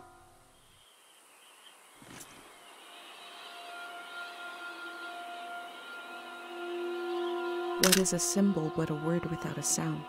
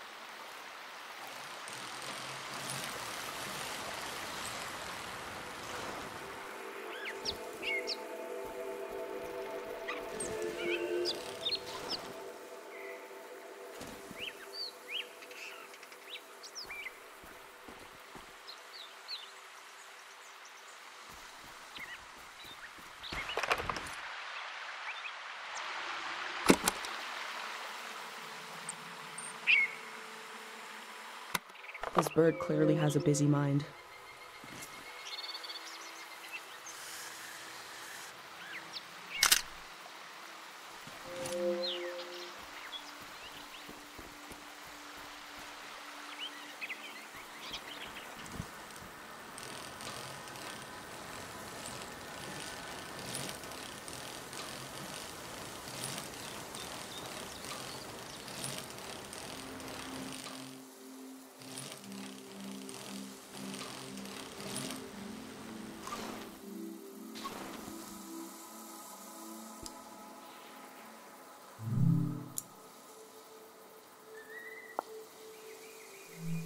They seem to be looking for something.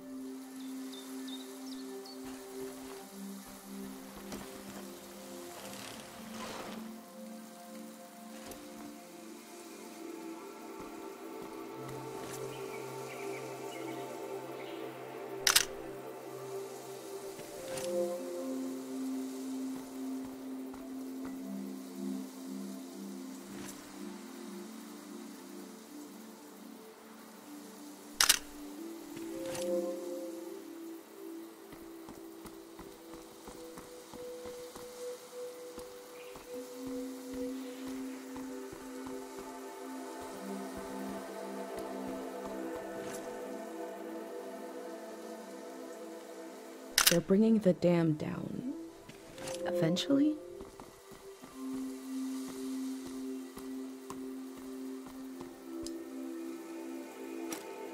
I wonder if the graffiti will survive the flood.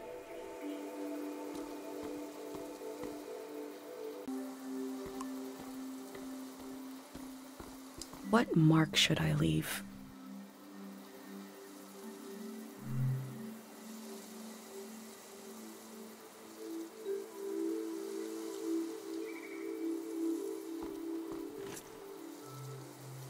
The mark will be washed away, but the photo will survive.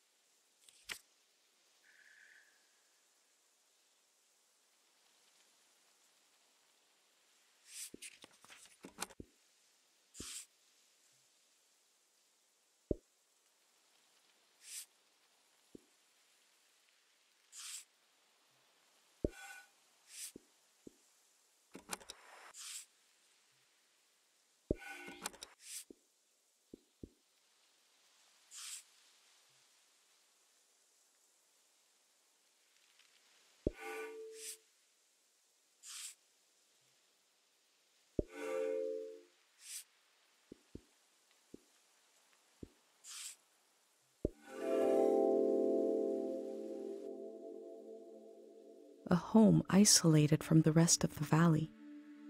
I've had my first experience of loneliness on this trip. I can't imagine a lifetime's worth.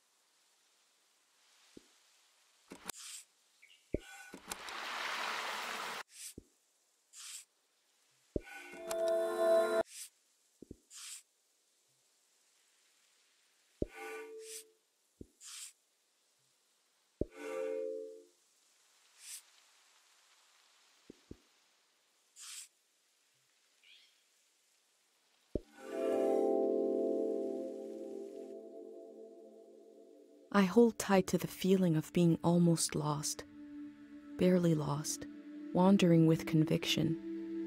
If I could tell Dad that I left home, I would describe this feeling to him in detail.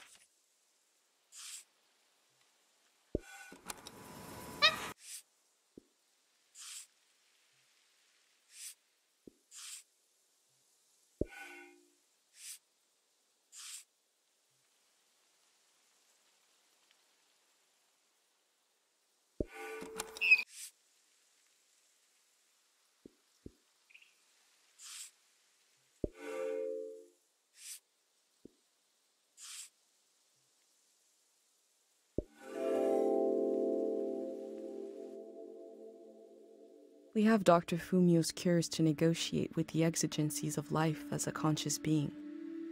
Here they have a religion. The form changes, our needs remain the same.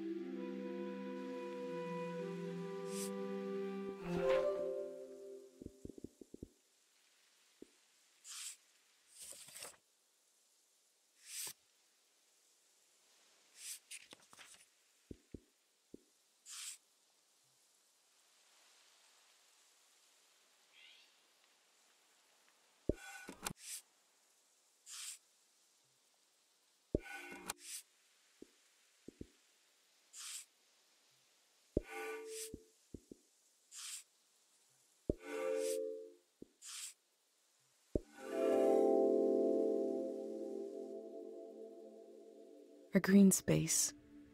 I feel memory in the air like pollen. It reminds me of a poem my dad was never able to finish. The first line was, "If you want to awaken the dead, just whisper."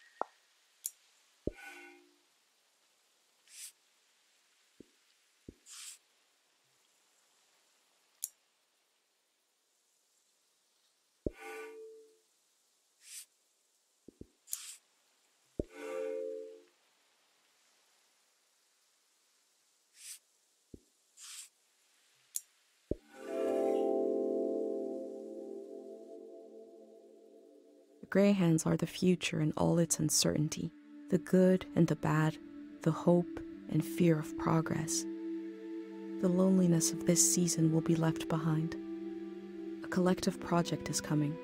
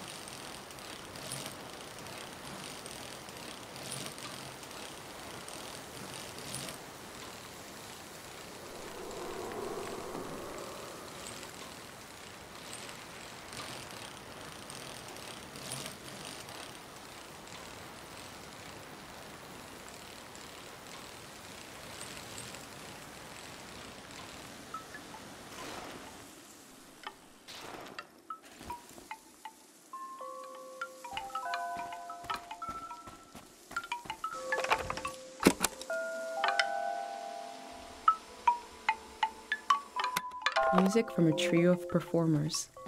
The metal, the breeze, and my mind.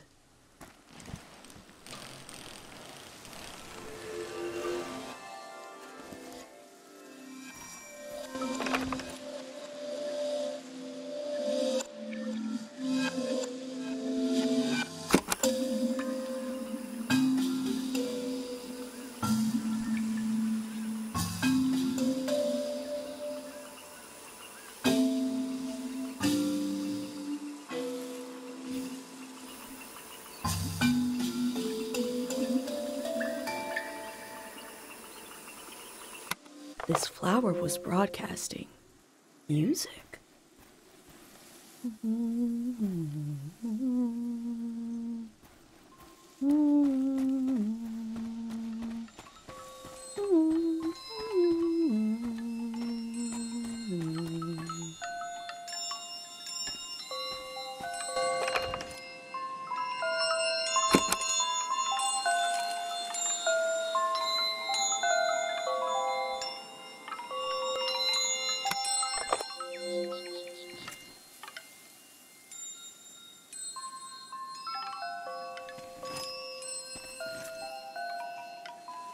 Unlit candles being drowned in a flood, a loss of potential light, potential prayers.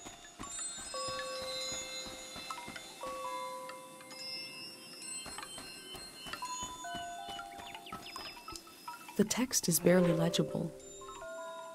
3 aphorisms from the young. 1. Time moves us when we move not. There is no time. Just one more to complete the set.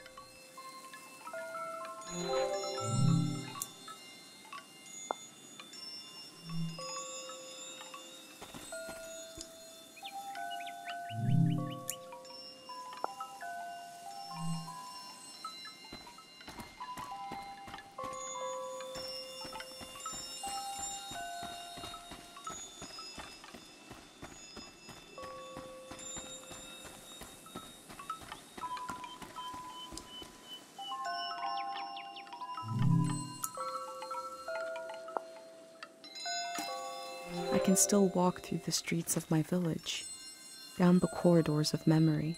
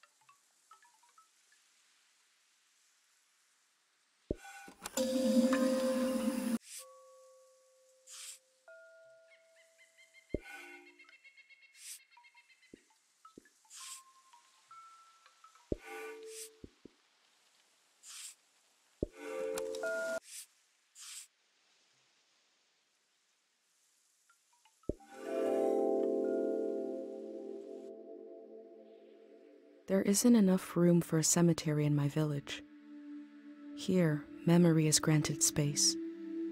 Land is used to let the living meet the dead. Or maybe it's the other way around.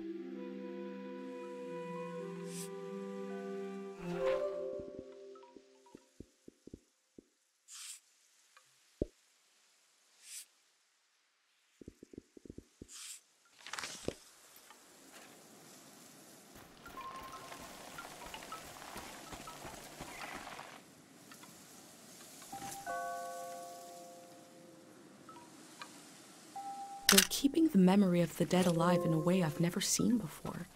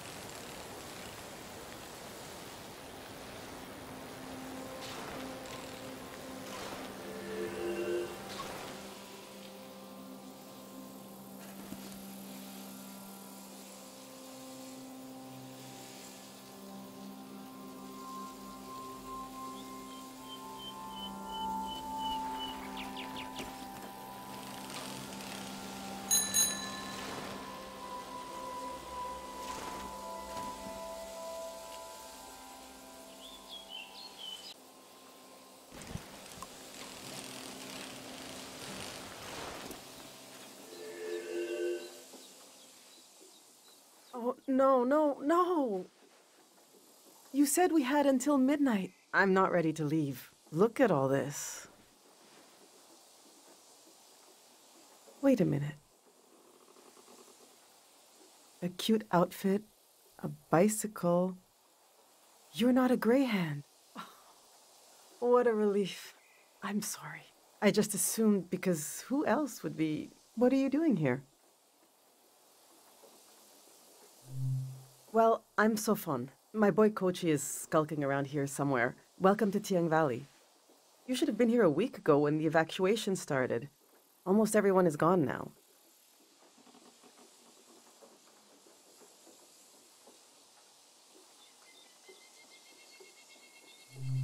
My son and I are still here. There's a few old people left too. You might come across them.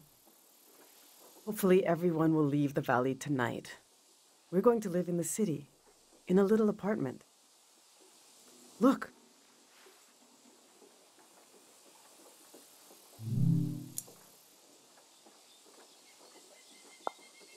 See how they put the dimensions on the back? I recreated our future apartment here, on the lawn. This is the space we have to work with, to live in. I'm trying to really imagine what it'll be like. We're going from a big farm to one room. And we need to be packed by tonight. I already packed for myself and my son, but my husband Yuri is a little harder to pack for because he passed away recently. and I can't bring all his things. It's not realistic. His stuff is still... it's all here. It's okay. You said you wanted to meet people, right? Well, here I am. This lawn is my whole life. We can do this. Just need to decide.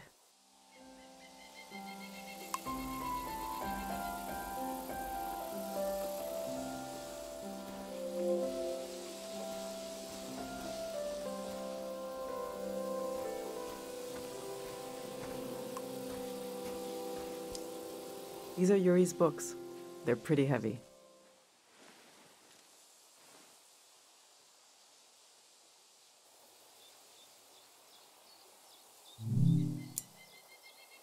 This is an old religious book, The Prism of Yesterday. He didn't like to talk about his faith. I haven't read it much. Maybe there's a part of him in these pages. A part I never understood, that I could still glimpse. Maybe he would want me to keep this one. But I don't know. It just doesn't mean much to me. Yuri found this old tourist guide to the valley before we moved here. He was so excited, but this guide is really out of date. It's from way before the war. There's something optimistic about the colors they used. Yuri really wanted to take a trip to the archipelago together. We prepared for it a lot. Even taught ourselves a bit of the language from this book. But we never made the trip. It was always going to be soon, but it never happened. Seems like the kind of thing no one does anymore. Which should I take with me?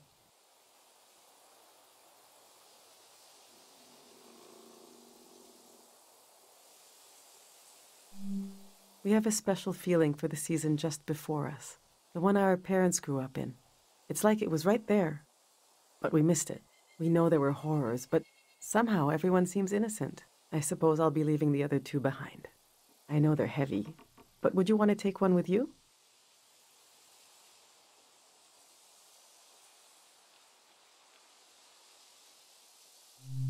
Maybe it can teach you something, if you can get through it.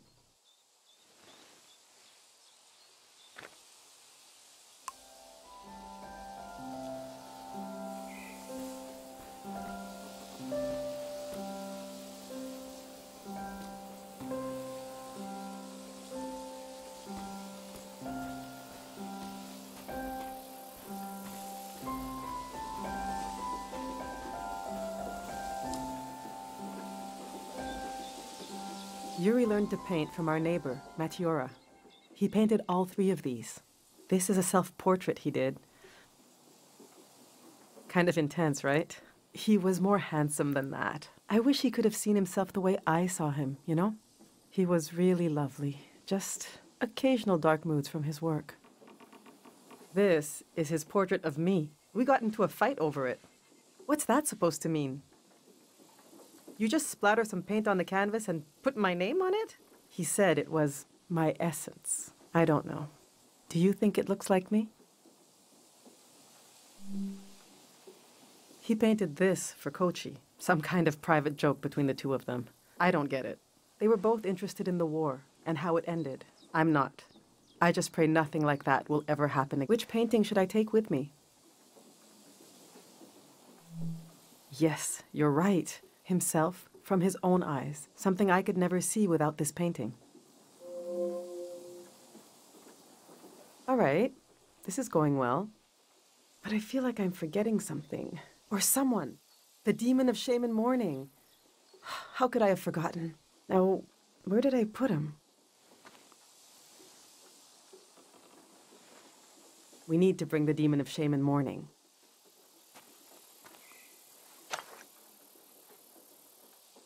When someone dies and you're in mourning, you're supposed to keep the demon in sight at all times. He's supposed to remind you of your regrets. It's a religious thing.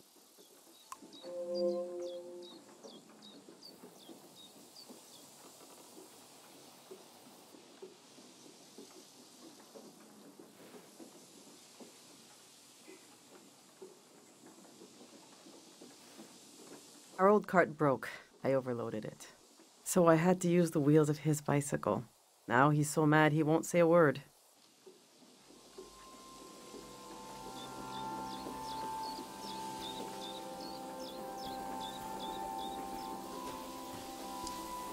I've packed my essential clothes.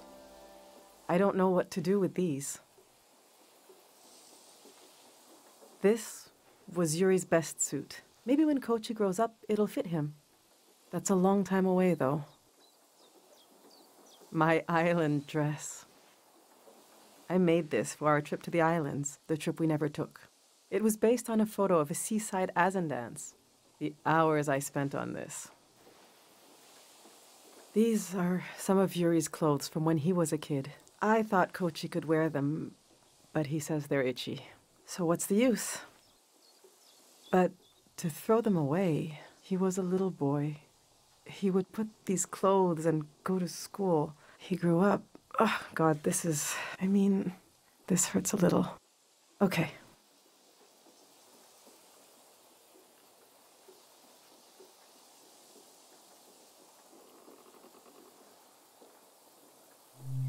Yes, of course we'll bring this.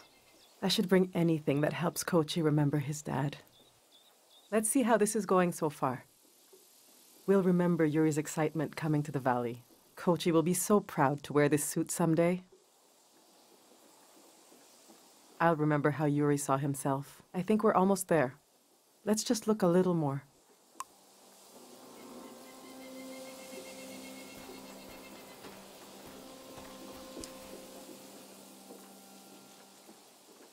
My husband built these tools to study the valley.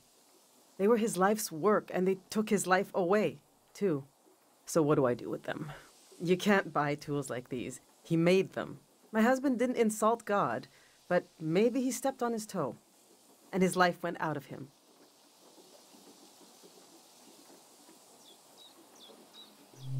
There's the skin of our body that keeps us together, but there's also the skin of our minds. The skin of your mind can pop like a bubble, and everything that makes you yourself will come pouring out, and the earth will devour it eagerly, the way wind fills a vacuum.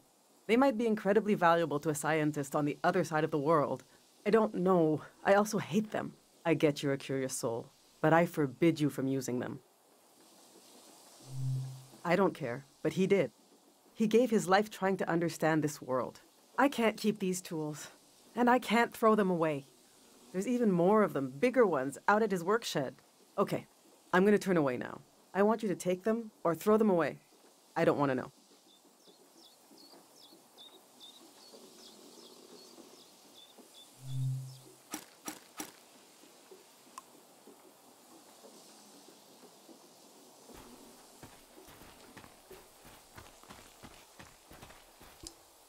I went through all our old photos, trying to see what I might be forgetting. I love that view. Have you been up there? By the entrance to the shrine?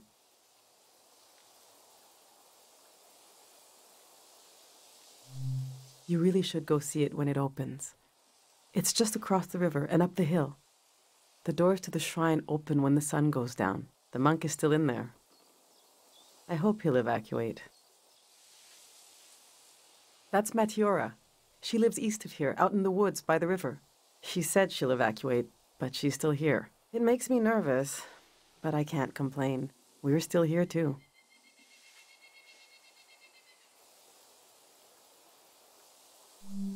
I wasn't interested in having a child at first. There are just so few these days. The thing all three of us had in common, as a family, was that we were pretty silly. We used to be, when we were all together. The past is such a heavy dream, and I never remember my dreams. But when I wake up, there's a cloud of feelings the dream left behind. Then the day begins. I move around, and that trace disappears. I wonder if our memories of the valley will drift away like that.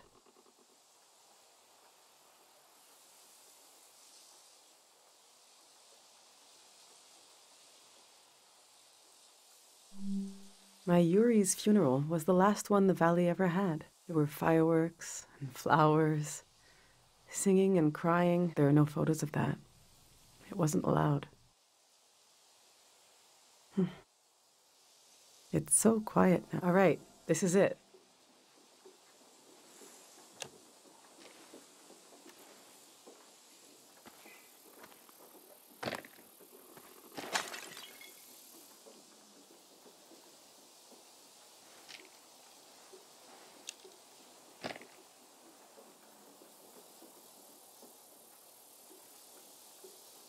Oh.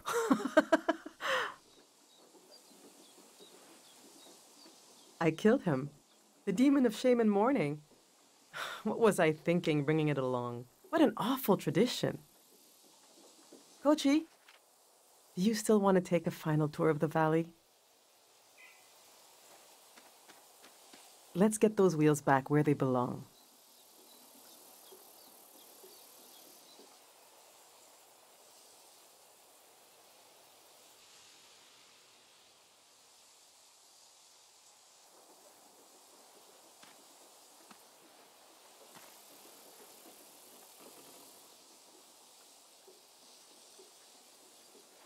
I know what I'll carry with me.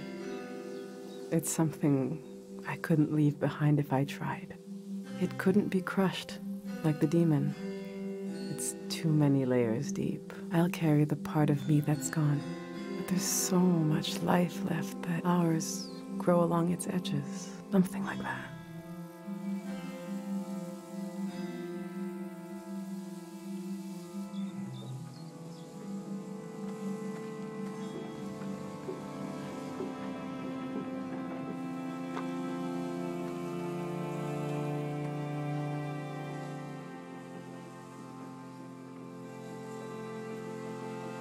I'm glad you came to Tiang Valley today.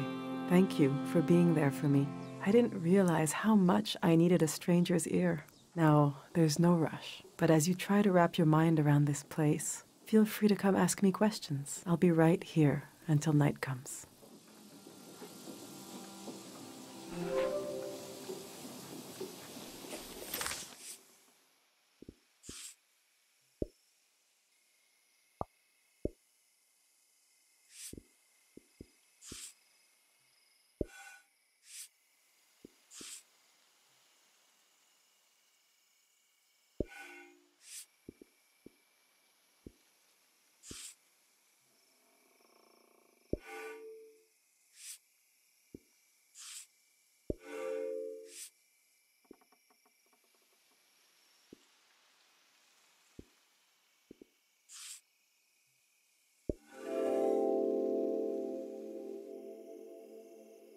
We build our lives out of what we leave behind as much as from what we carry with us.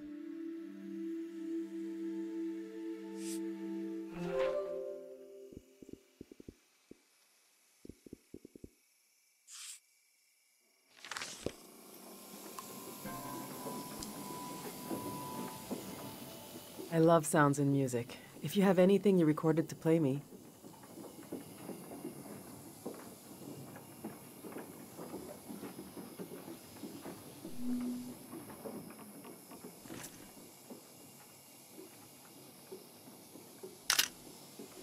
He has been through a lot, and now we'll have to start all over again.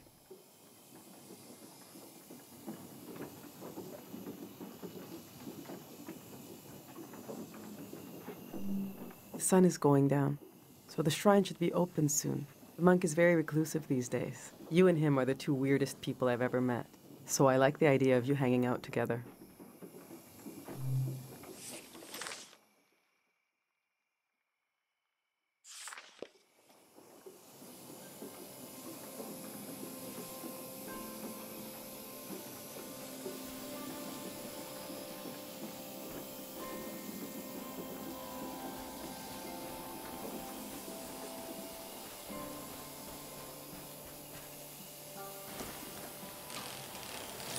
Night has fallen.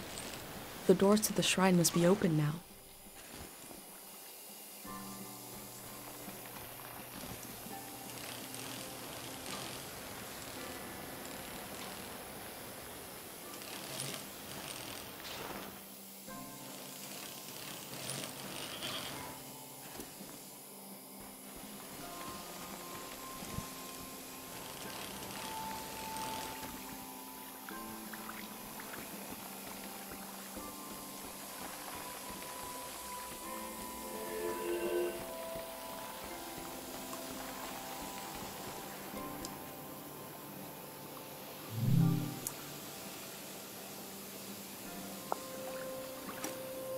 A mineral that can affect the mind.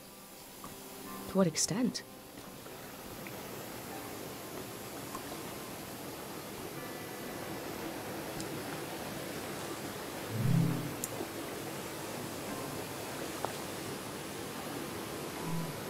bird stole a small trinket. I left the bird its prize, but maybe I can learn more about the locket.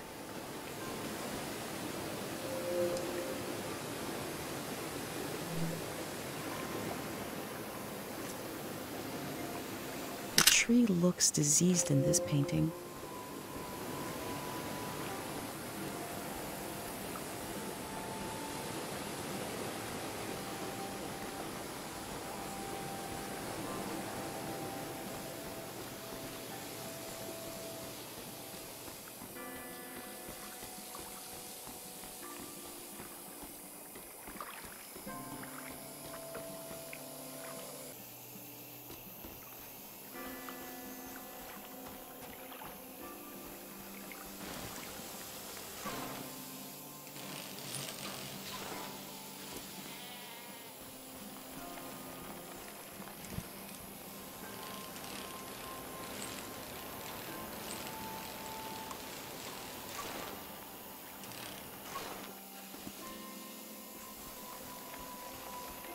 Do you want to go on a sightseeing tour? The next tour leaves in, now basically. Saying goodbye is like when you empty your pockets before going to bed. You get to see what you picked up. The things I picked up need somewhere to sleep. Follow me.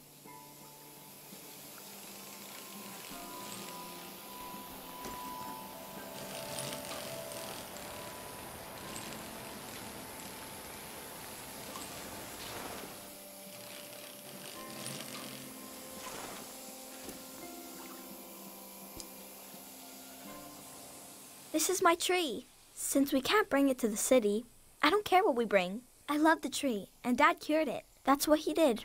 All this purple stuff in the valley that makes you feel funny.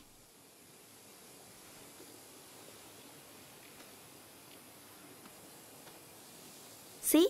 This used to be purple. And dangerous. Dad made the dangerous part go away. He wanted to make it so all the purple rocks were safe and green. I know there are plants underwater. Can a tree become an underwater tree? This one can't die. It's been through too much. Let's go.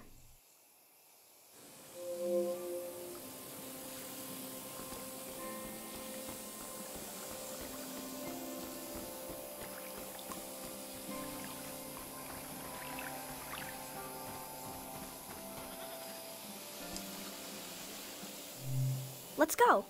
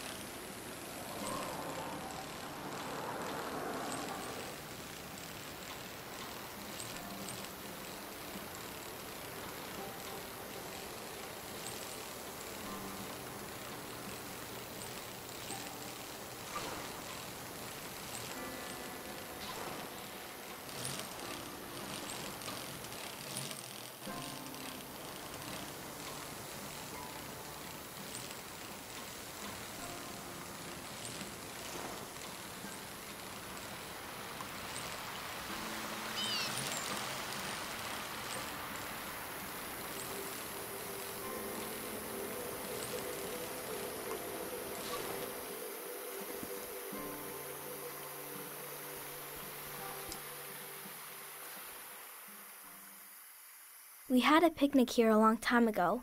I can't remember it, but I've seen an old picture.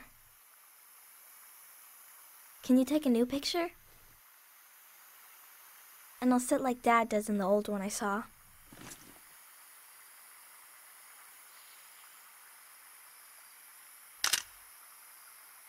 He is a great kid. Mom disappeared one time. It took me a while to find her. She was sitting right here, and she was sad. I got one of her tears on my finger, like a little bug, and I flicked it into the water. And I said, flow, flow, flow, flow, until it didn't sound like a word anymore. It made her feel better. Now I say it. I say it when everything is moving, but we don't want to move.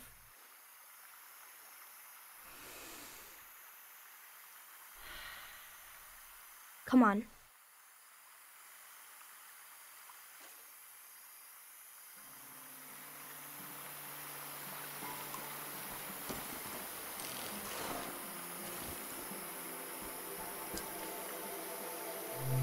Let's go.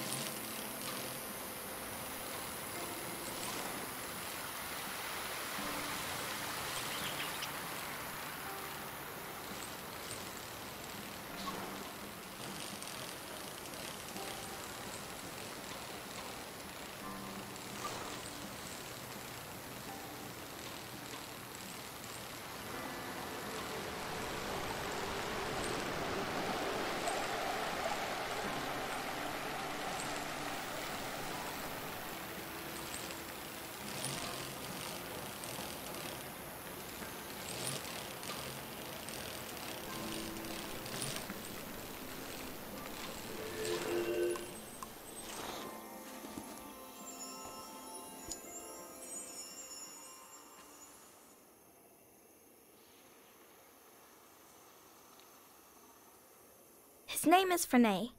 I asked him how he ended up sleeping here. Frenay said they were in the valley because they were so hungry. And then there was light everywhere. And they fell asleep forever. They should be old men now, but they couldn't get older if they tried. One time, I saw the monk out here cleaning them. It was so funny. He looked like he hated doing it. I'm not supposed to touch the soldiers, but I let Frenay borrow my pig. I need it back now. Let's go.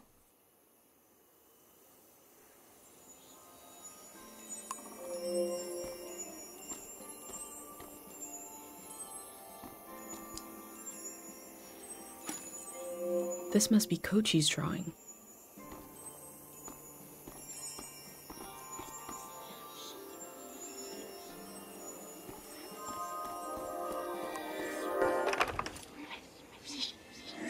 Everyone's here. She's really going to do it. How can she be sure? The shrine is protected. How does she know? Sonia knows. How can she be sure? She can't know for sure. This has never happened before, has it?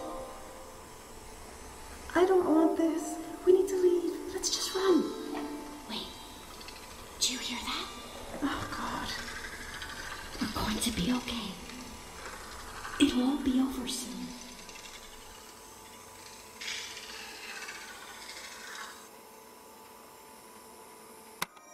Who is Sonia? What did she do to protect the people of the valley? All my life I've heard solemn references to the war. It never reached our village, but it touched the lives of our grandparents. Everyone's here.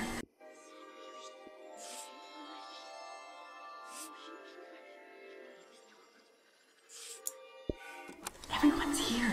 She's really going to do it. How can she be sure? The shrine is protected. How does she know? What happened here in the valley, and how did it end?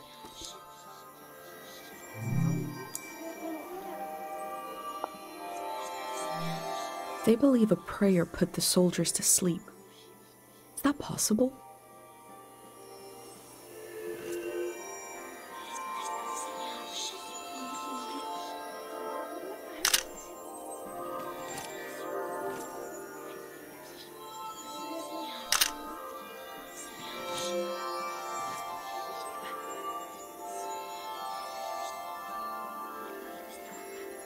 The memory of war lingers, but the Grey Hands are guiding people somewhere else?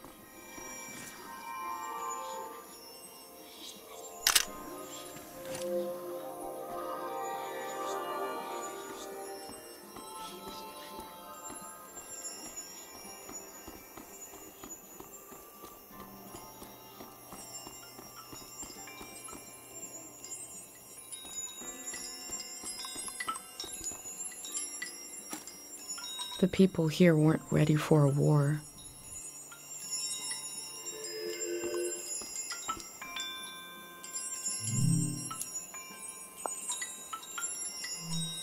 I'm looking at a memorial to the lost, the killed, and the maimed. We are so lucky the war never came to Cairo village.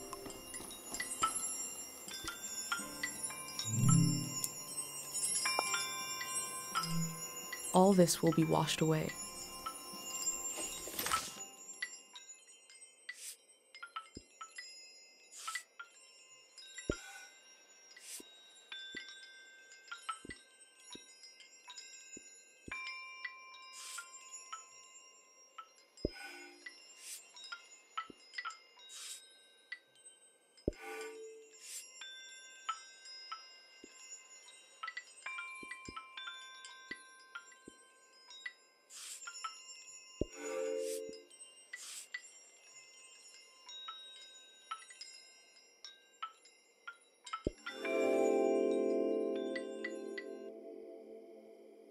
The scale of the old world grew beyond human proportion, maybe beyond human feeling. The parking lot will never die.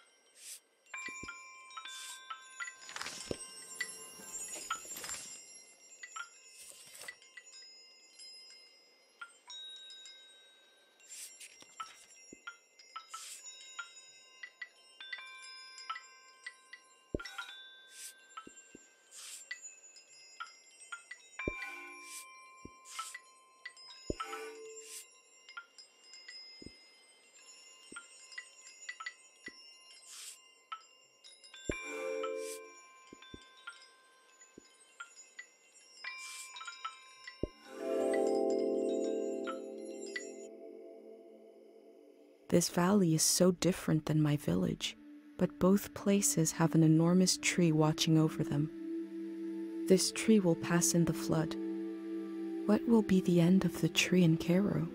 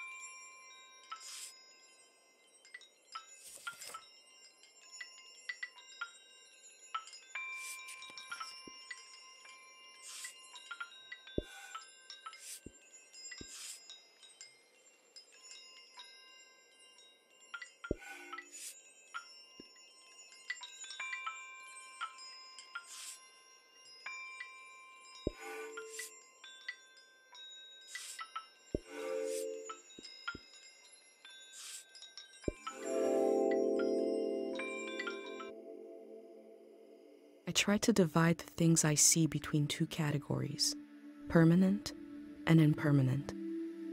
But the division breaks down. The difference is just a feeling.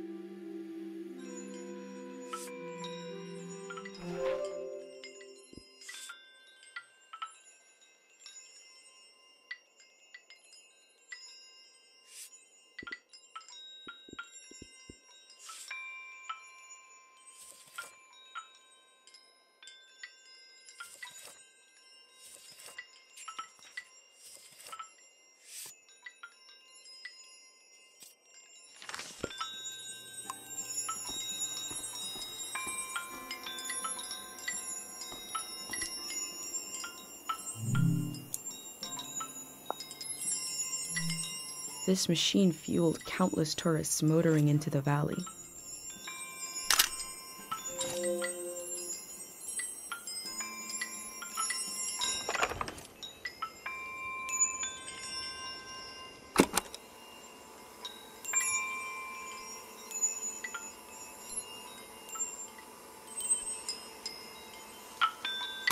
Music from a trio of performers. The metal, the breeze, and my mind.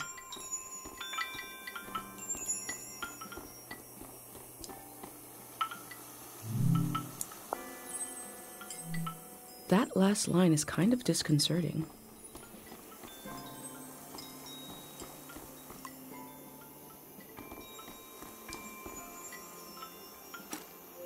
I don't know what it's like to be that hungry.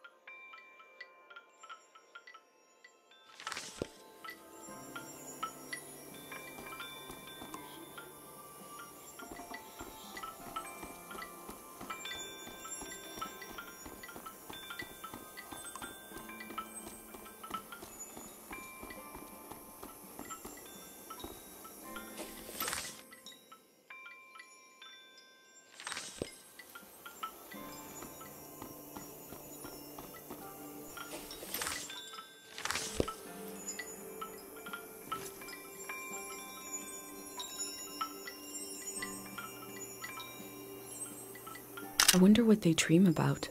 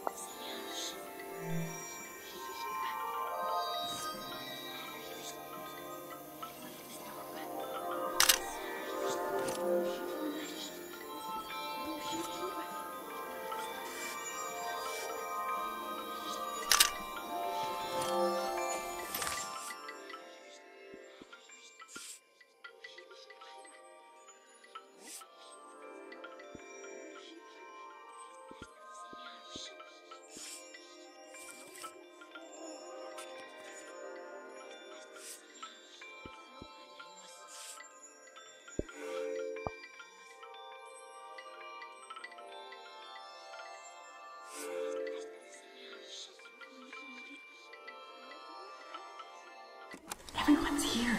She's really going to do.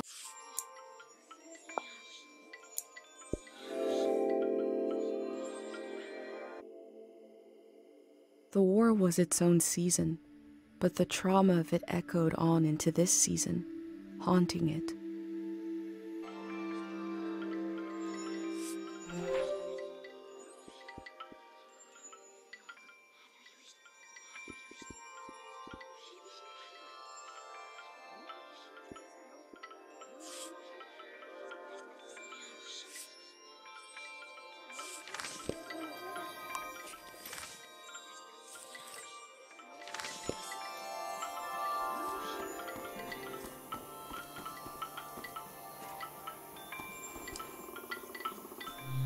Let's go.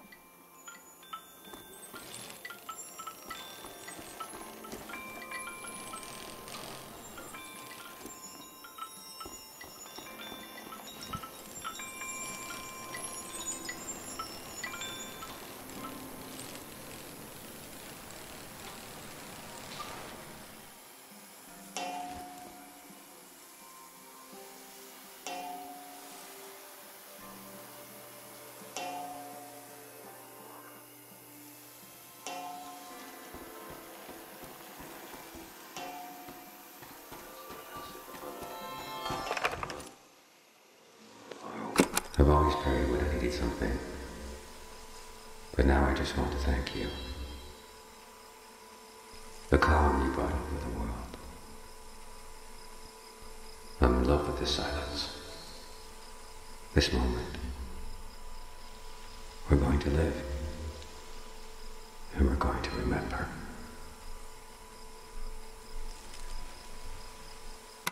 I can hear the relief in their voice. This must be after the end of the season of war.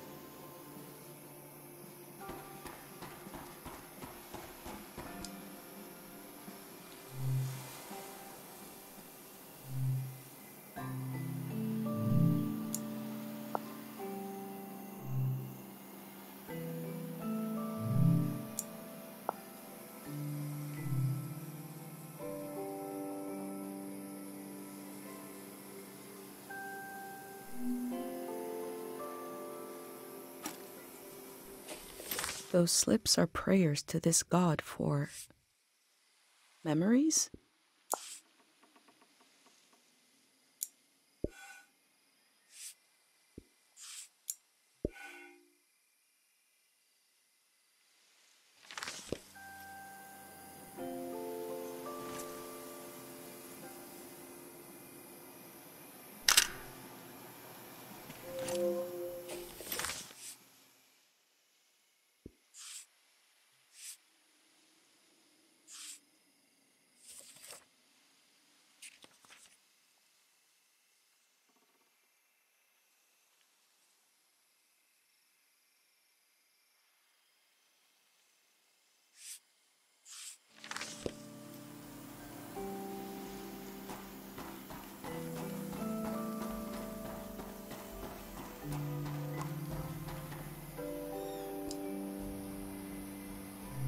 People prayed here.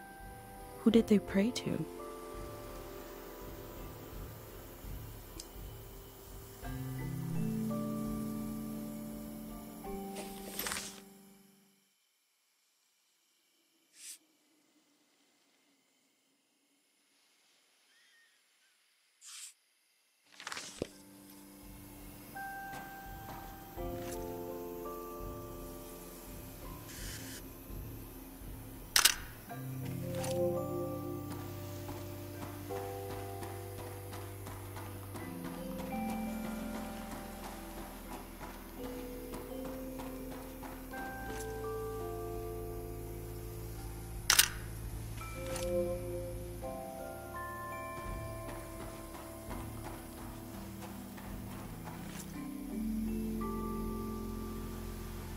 In Cairo, we have a statue to remember Dr. Fumio.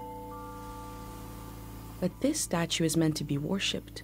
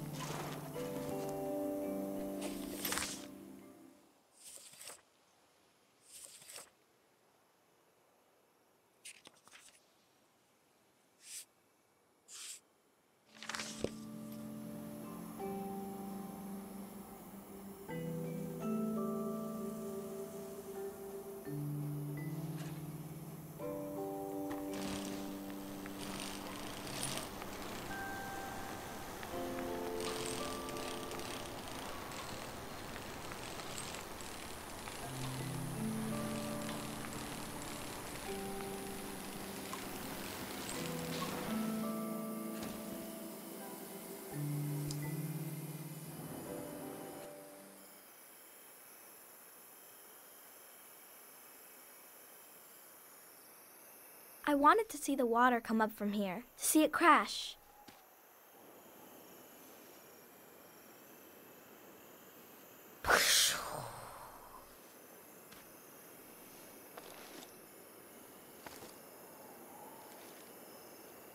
I thought the flood would clean everything. But Mom said a flood is dirty.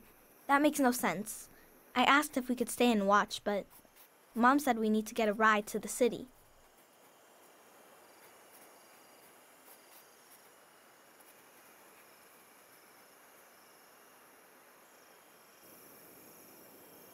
That's our house. You're good.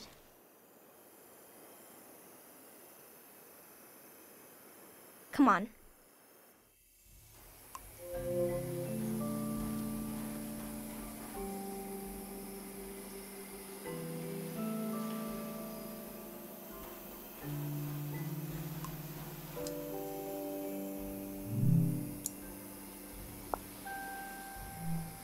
Such a huge structure.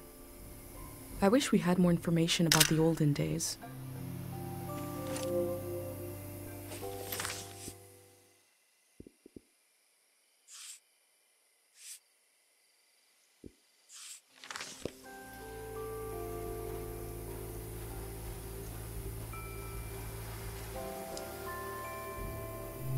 Let's go.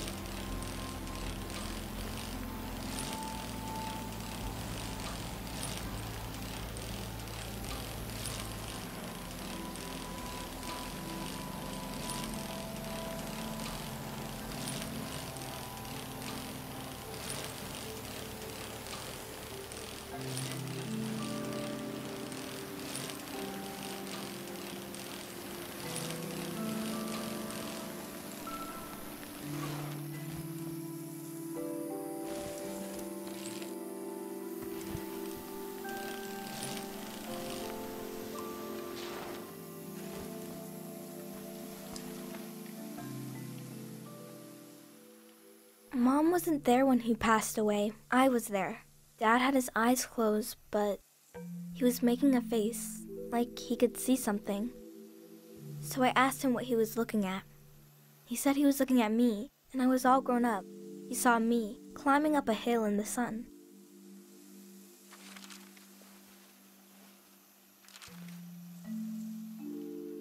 Then he said his memories were falling to the soil, and he had to go with them. He didn't want to go, but he had to. He squeezed my hand, and it hurt, but I didn't mind. Can we wait here a while, just to see if something will happen?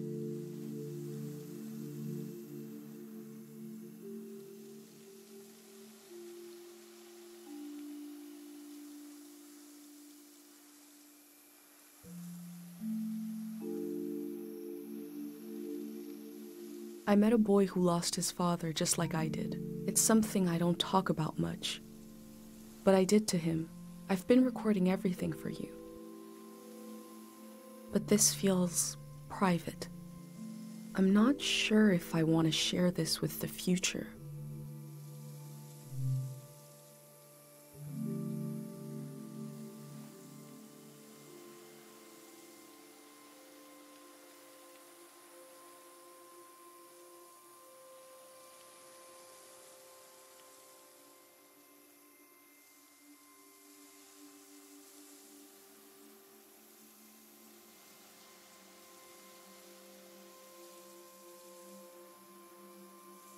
You're still here.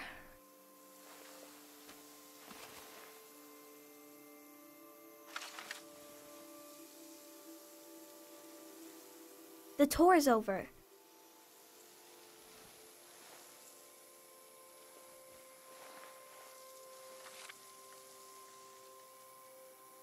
That's your prize, okay? I have to go home now. I'll see you someday later today.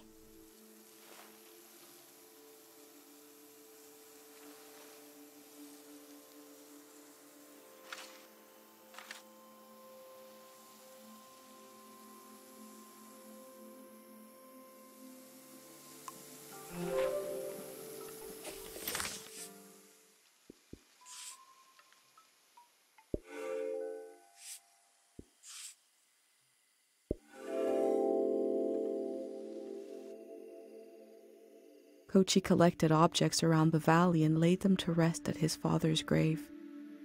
I've collected memories. Where will they be laid to rest? The museum vault?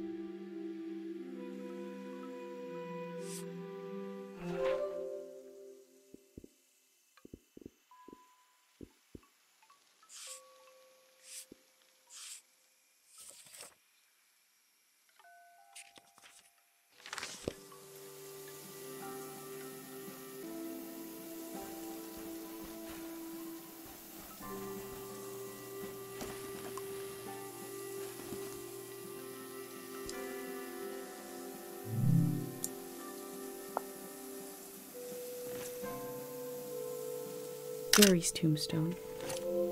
He'll stay behind in the valley.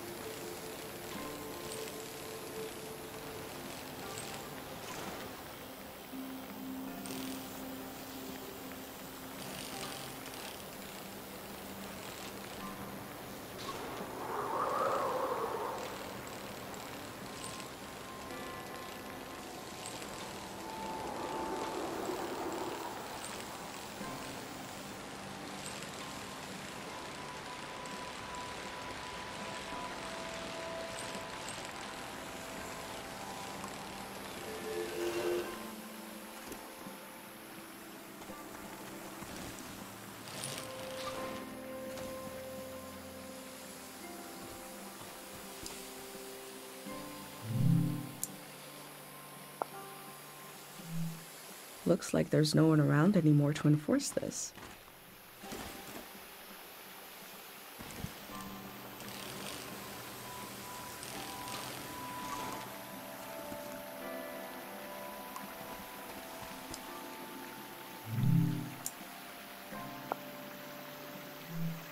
I wish Pate could call this hotline to talk about his heavy dream.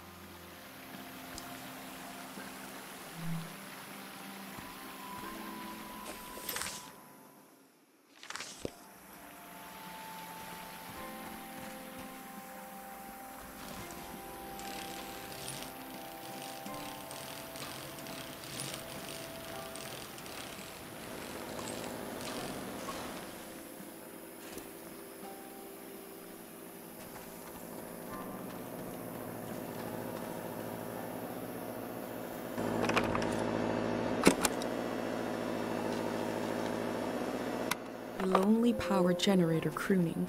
A plan is in progress.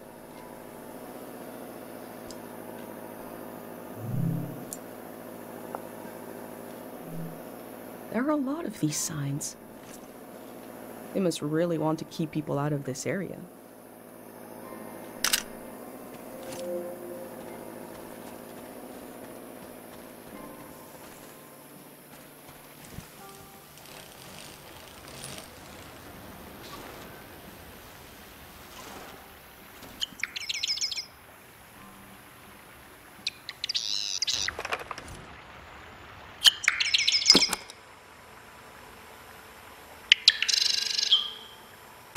No technology has improved on the bird.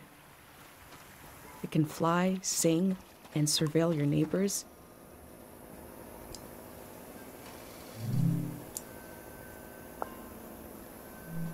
These signs are so demanding. I can't imagine them in my village.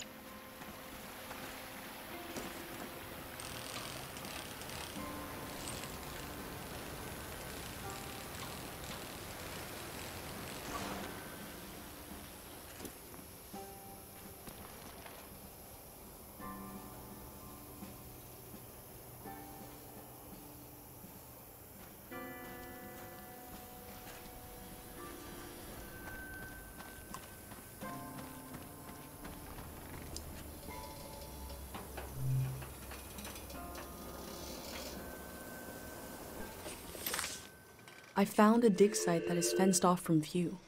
What were they doing here?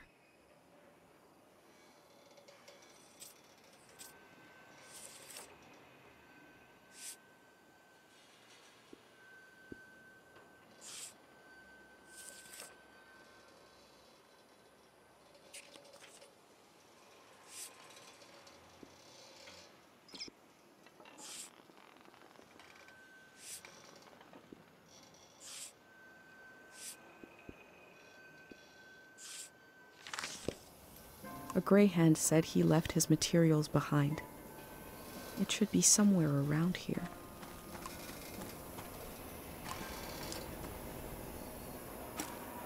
They look relieved to have finished their work.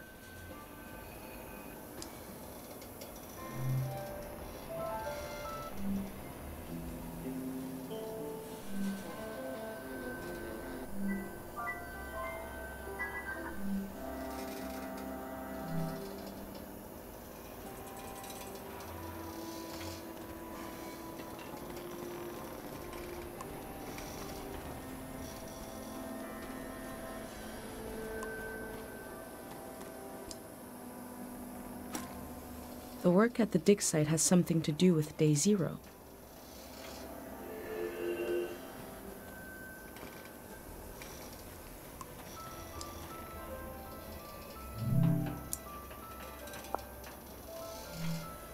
Could it be the source of the strange things I've seen in the valley?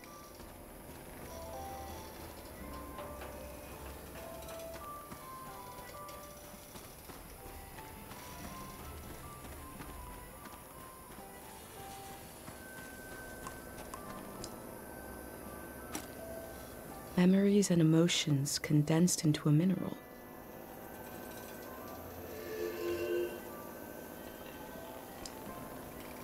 I wonder what this channel is for. They must have already shipped out all the harpic they need.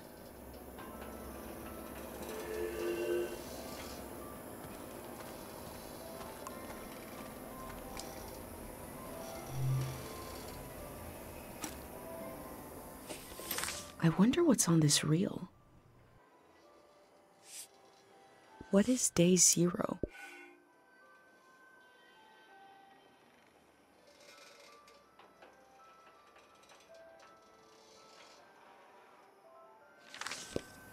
Maybe I can find out more about it.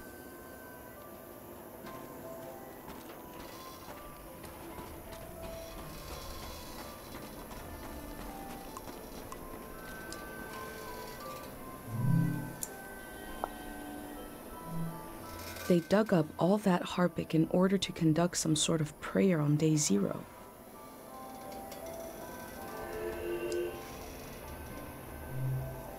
I've recreated the same setup as the prayer statues, right here in my workshop.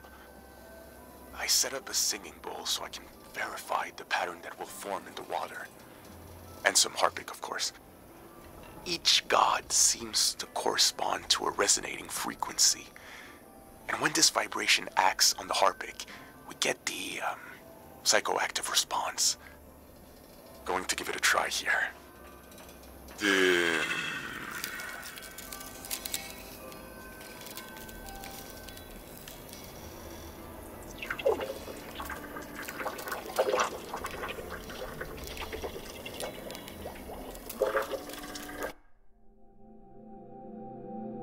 I remember watching my dad make shadow puppets on the wall. Felt strange because I could see how it was done. I could see the trick of it, but it still felt kind of magical.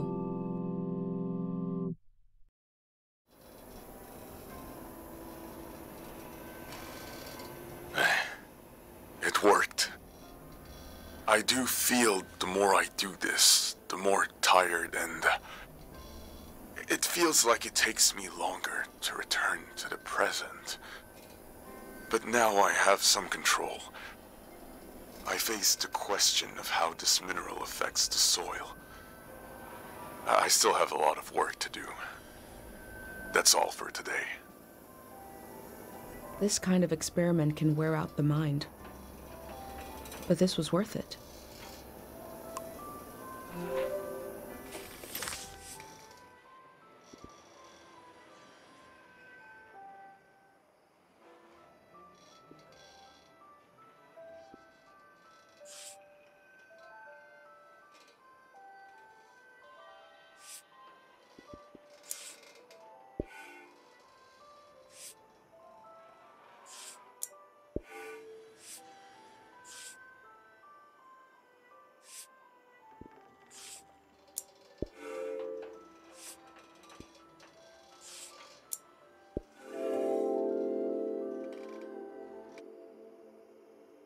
The Grey Hands present one side to the public, and another is hidden behind metal fences. There is no one to oppose them. There is only my record of what they did here.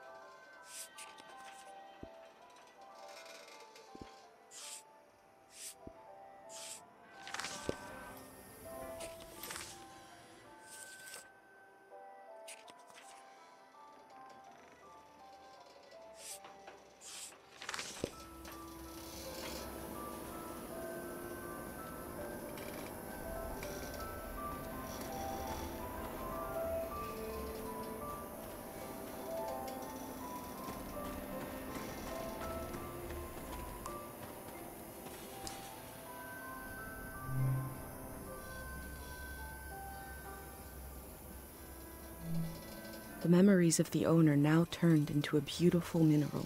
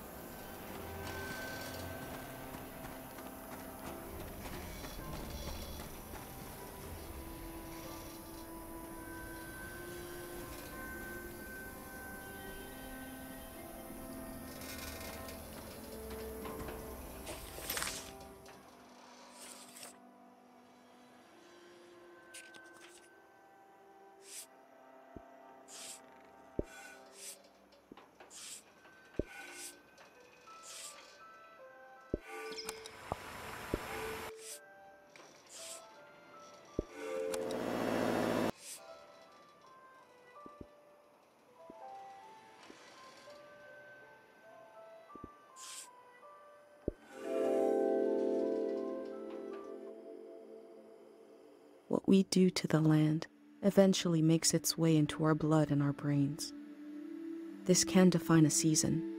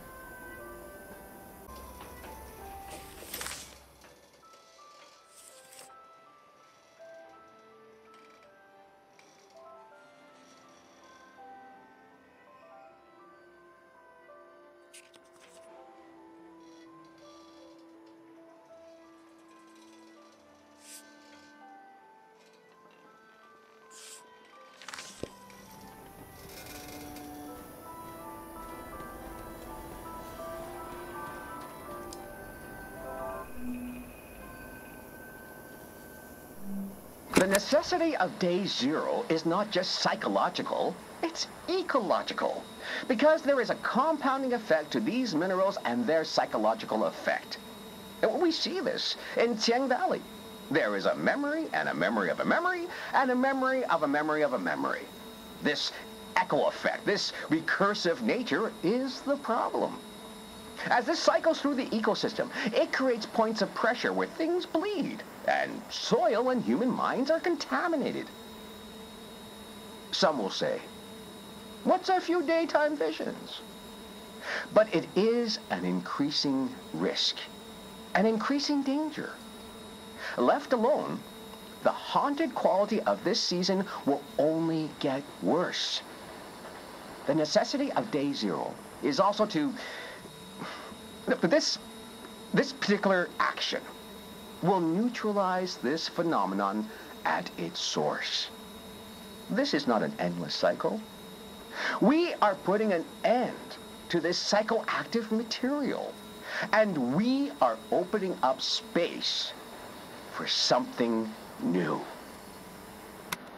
How do they plan to remove the haunted quality of this season?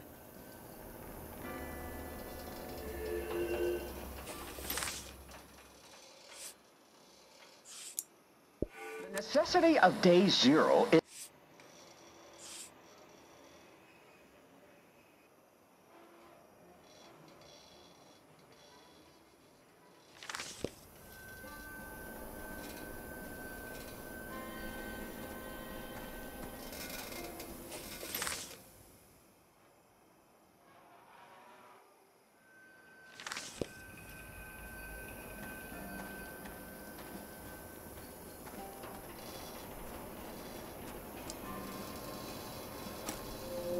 There's a big tree with a researcher's notebook inside it somewhere.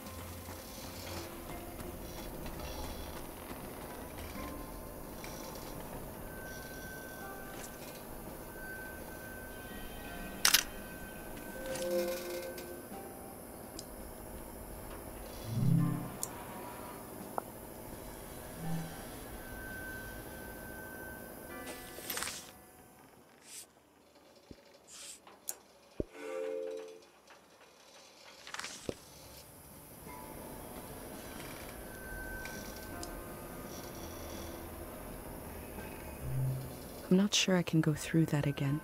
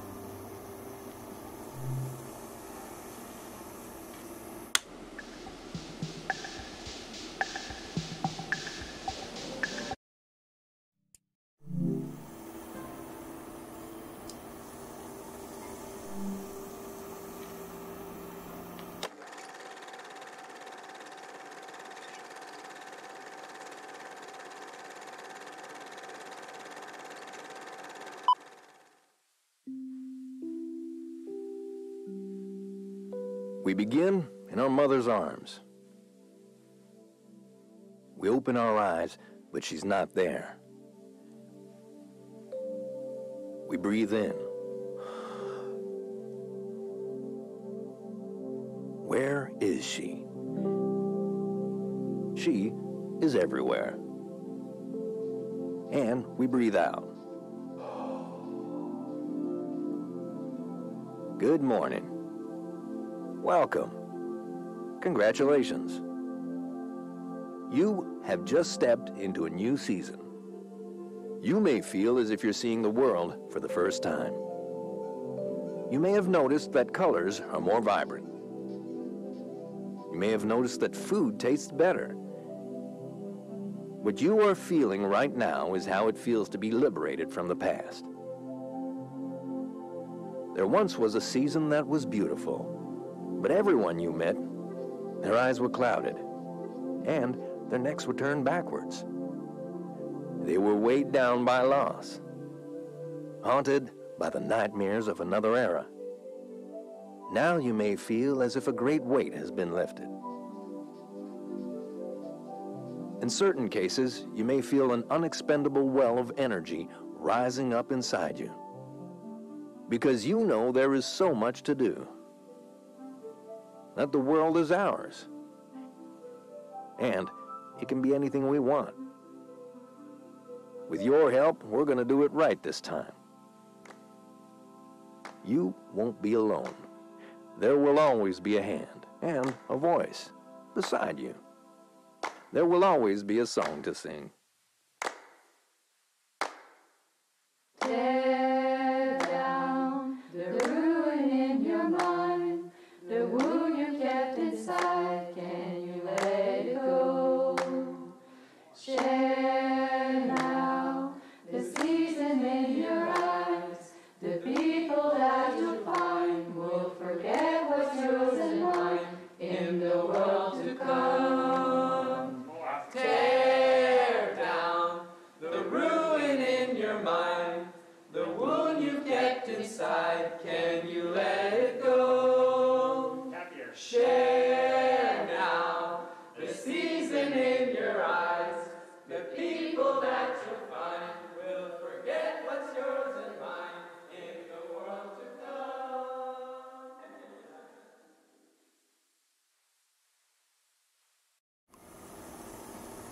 What if, on the other side of all our fears, is a better world? Or a worse one? What if it depends on what we do right now?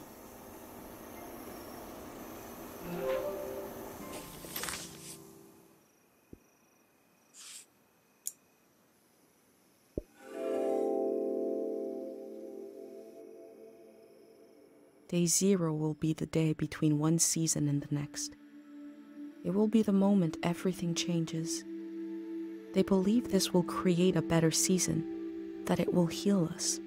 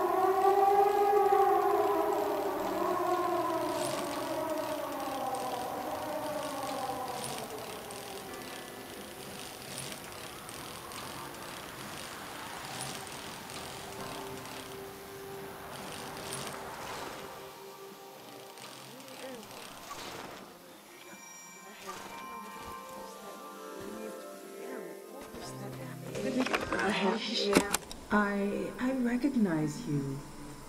Yeah? You're the famous doctor. That's your boy. The one with the visions. I'm right, aren't I? I won't tell nobody. We're just passing through. I have a niece. She hears things. Voices of the dead. I can't help you. Please, give it some thought. I can't treat anyone here in this valley. This is not a place to get well. Where is? I'm working on that. Take care. It's surreal to find a piece of Dr. Fumio's past so far away from Cairo.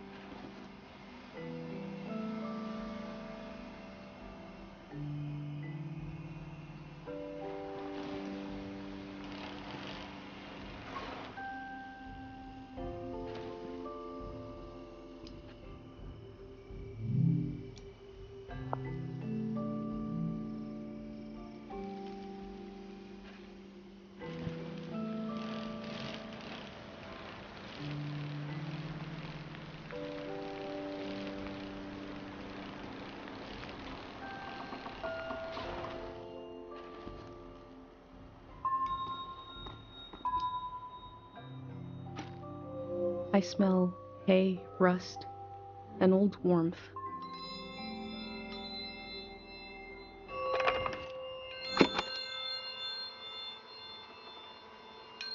Music from a trio of performers.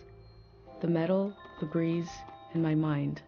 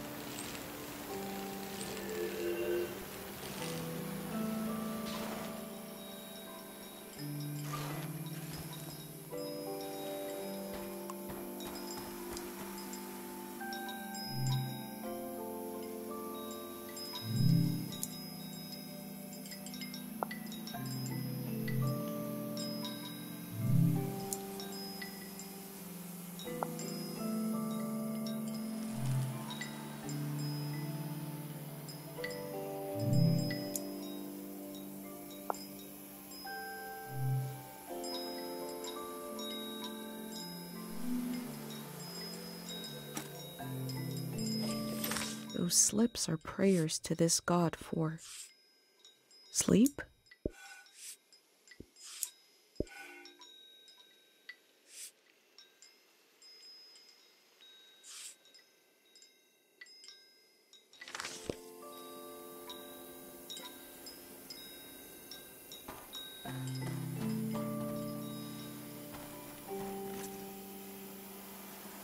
There is something calm and descending about this statue, like falling slowly.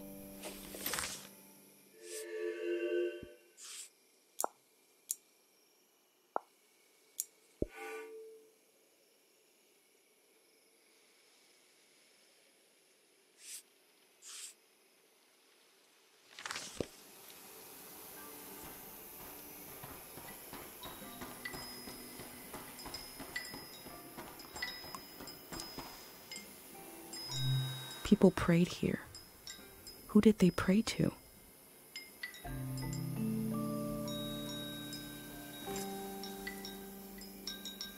There's something beautiful about the way the minerals catch the light.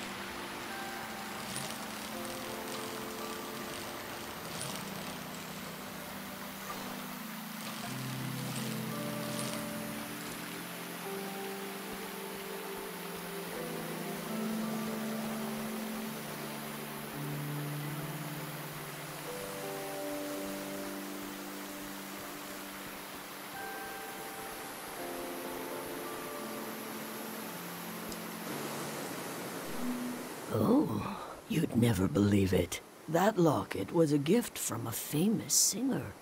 But you won't get me, an old lady, reminiscing about a dalliance? No. Next question, please.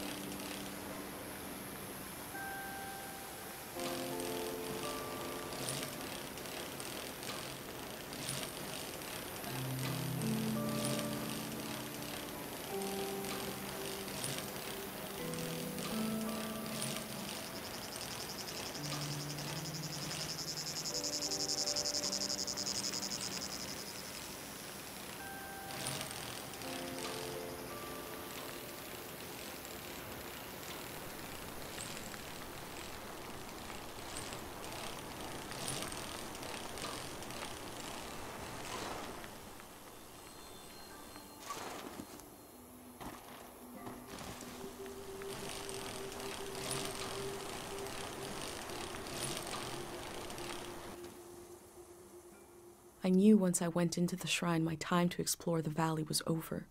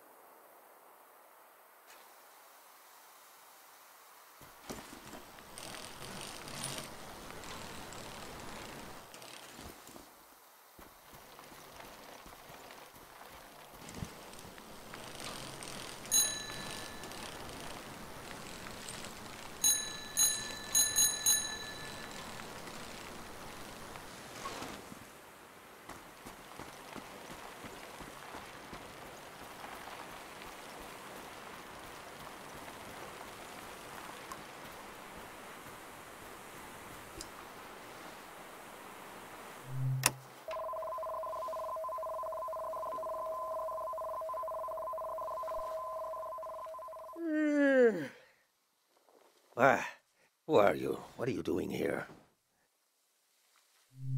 I hope this isn't your first day on the job. There isn't much season left to record. What's that? Around your neck? That's a pendant. You're wearing a pendant.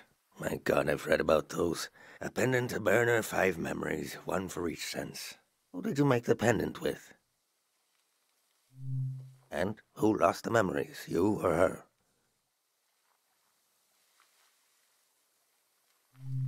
I see. And what was something you burned?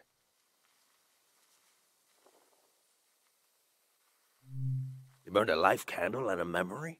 Interesting ritual. Similar to what we do here, but different. Yeah, why do I? Your mind will make it into the next season intact. You're protected by 5 senses, 5 lost memories. What about everyone else? You ever think about that? Well, I don't need one. I'll be right here until the flood takes me. The first days of a new season are just so damn hopeful. Feeling that kind of hope again would kill me. I'd rather drown. Of course, of course. Few things are as painful. I told you I read about them. Look at you, protected.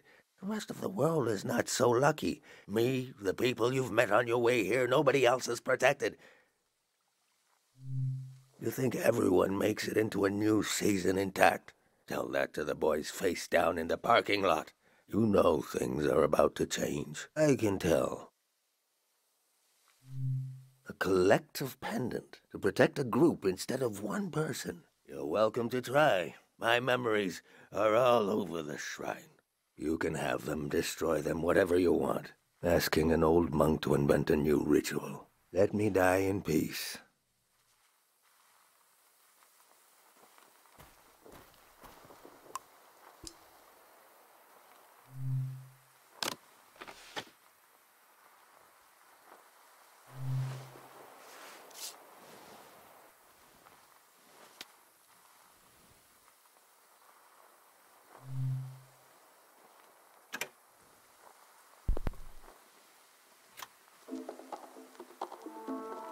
Music in the air, I hear it.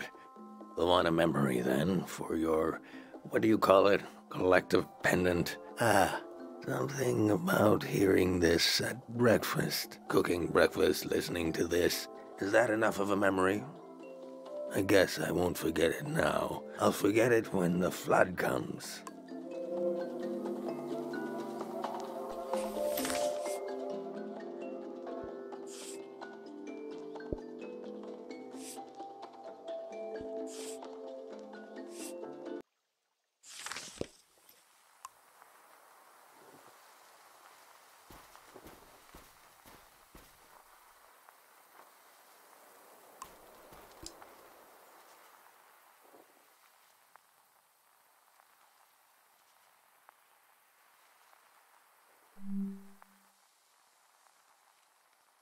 That old doll. What is that? Touch? Everybody had that doll. A tourist left that behind. A little kid. I don't know why I kept it.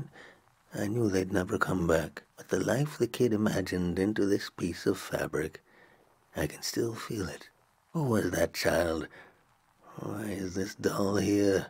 Sometimes I try to imagine them and I see myself. Memory flows. It can even run uphill.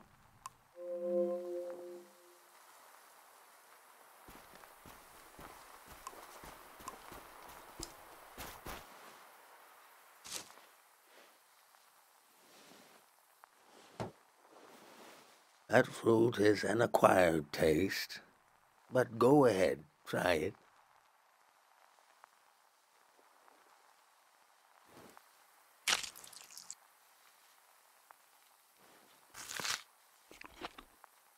Do you like the taste? The first time, yes. I remember long ago when I was a beautiful human being sneaking into the orchards with another boy before we knew what was romantic and what wasn't. Stealing those fruits, pretending to love the taste, pretending to love the taste and pretending not to love each other. Both of us pretending. Smiling and laughing until it became true. Oh, it's so good. He was a tourist, that boy. Left me heartbroken like so many others. Do I love the taste of the fruit now? I don't know. Do I love being alive? What choice do I have?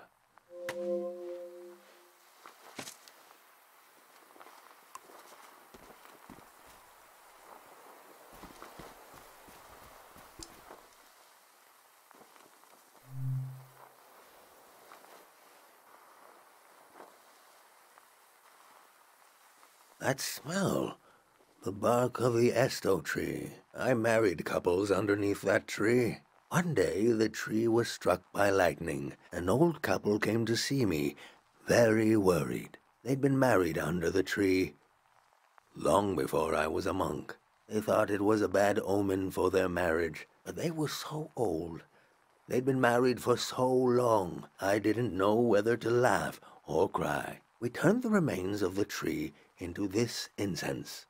I told the couple to burn the incense, that it would help. Oh, they were relieved. An old ritual turned into a new one. Maybe that's what you're trying to do here.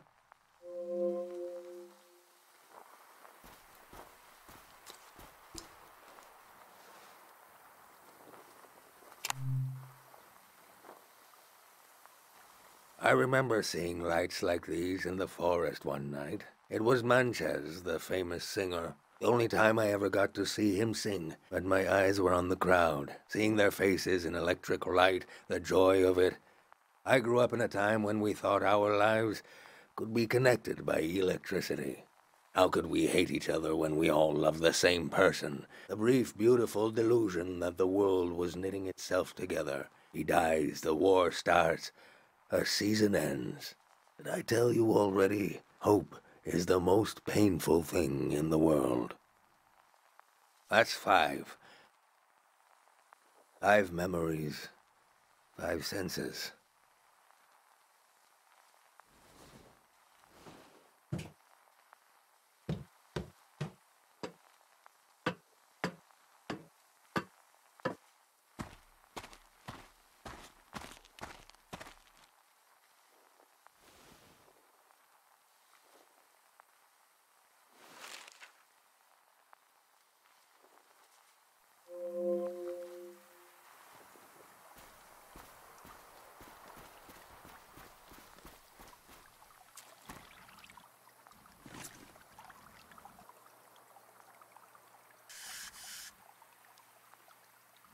This god must be important to be the only one here.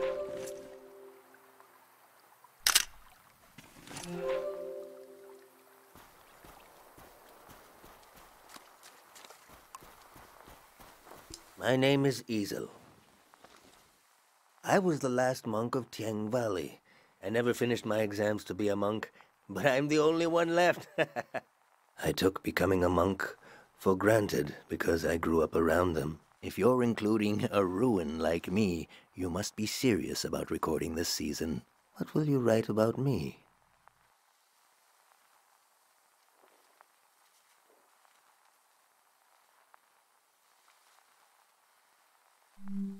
That's true, but I was once a scared little boy.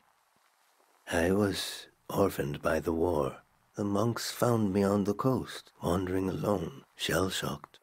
Sonia, the head monk, took care of me. I saw things I shouldn't have. She helped me erase those memories. If I had any memories of my family, I lost them too. But at least I didn't wake up screaming anymore. I was so afraid of accidentally calling her Mom. She was the head monk, even before she ended the war. Sonia was an imposing figure. I slept, I forgot, and I grew. The soldiers came to the valley. Sonia hated the war for taking my family, like it took so many others. The most powerful prayers are always made out of desperation. She figured out how to amplify our sleep prayer, a prayer that could end a season. No one had ever done anything like that. She sent me to the coast to turn on the light posts, to signal that the season would end soon. I used to go to the light posts alone, just to dream about another season, to dream about being born in another season, to die in another season, to imagine a life where I wasn't afraid to have hope. I'd like you to have one of these photos, to carry it with you to wherever you're going. Really? Why?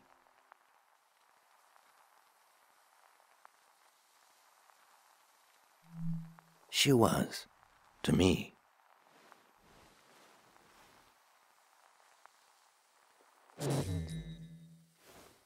They've shut off the power. Won't be long now. Imagine the waves rolling in here.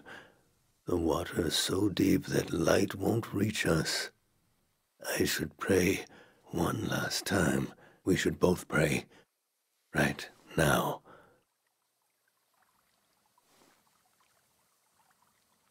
Your pendant, the sacrifice your mother made to keep you safe. It might be possible to pass on this blessing, to divide its power among the people you've met on your journey, to shepherd them into the next season. For a truly strong player, we would need to use up the power of your pendant. I'm not sure it would work. It's never been done before. But I know it would weaken your pendant. In that case, nobody would be protected. Before you light the candle, I want you to think hard about if you want to do this. Do you want to pass on this blessing and leave yourself vulnerable? Or will you continue your role as a vessel of memory?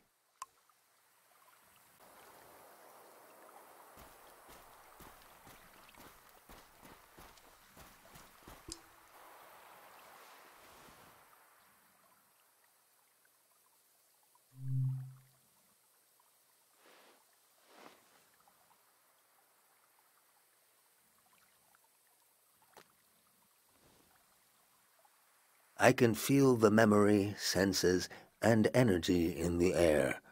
I have not prayed with any great purpose in so long. Let's set our minds to it. Pray with me.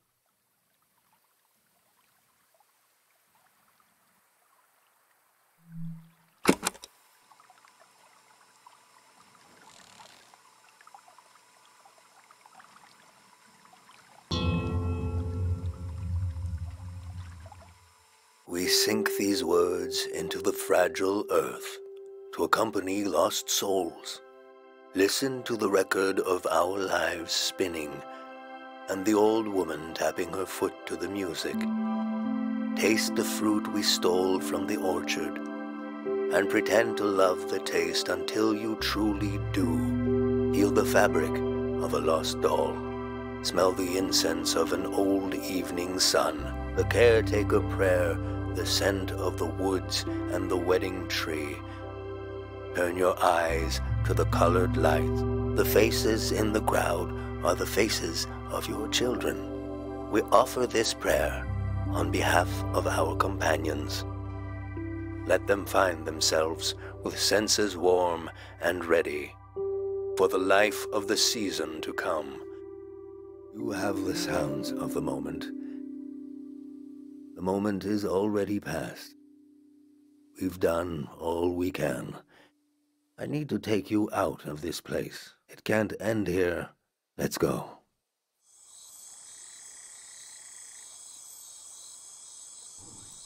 I never saw him that way.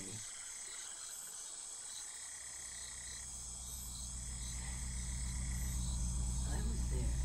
I saw it. Firsthand. The true end of the Tiang Valley was not the flood coming. It was when these people would go their separate ways. At the last possible moment, I saw them as a community. Without the protection of my pendant, I felt even closer to them. Whatever happens, we're all in it together.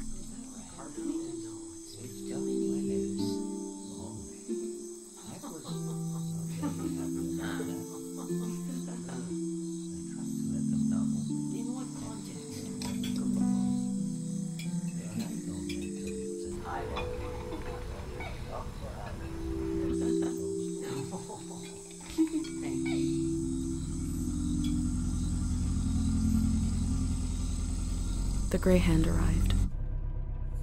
He had what he called passports for everyone. He said they were supposed to have a photo, but that his camera was broken and he wanted to use mine. I saw in these little papers the beginning of a new world. He asked me if I could help him. I had only one moment to decide.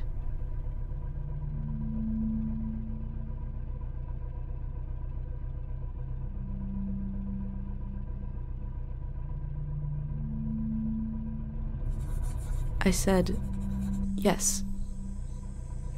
The Grey Hand thanked me. He gave me a pin and told me their new name would be Floral Path.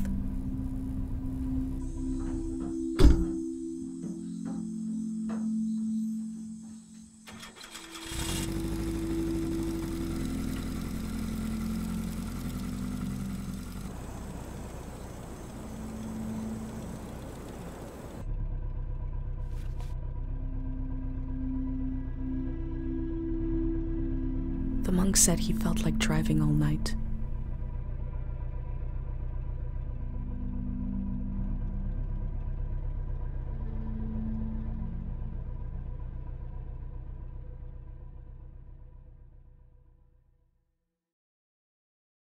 Listen closely. The road behind you leads to the coast. There's an old warning system on the beach, an emergency light that can be seen from the other side of the ocean. You can warn the rest of the world about the change of season. All you have to do is turn it on. It was built to survive anything. I'm sure it still works. Do you understand?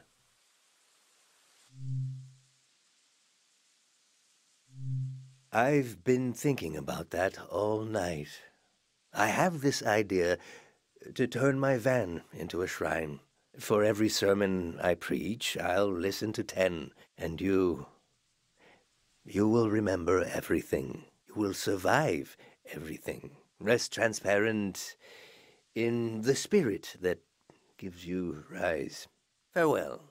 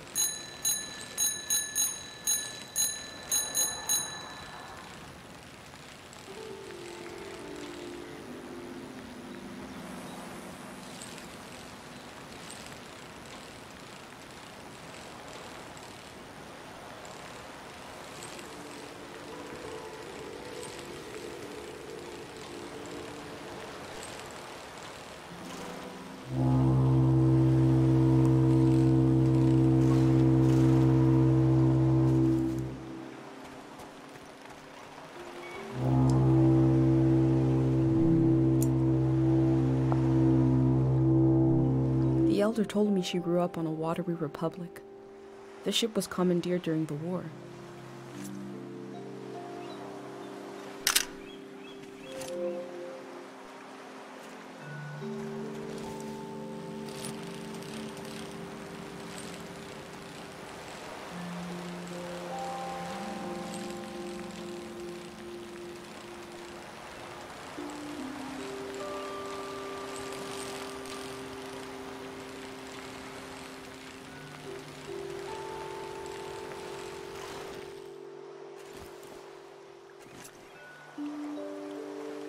The motto of this watery republic was, "It is possible to have a good time."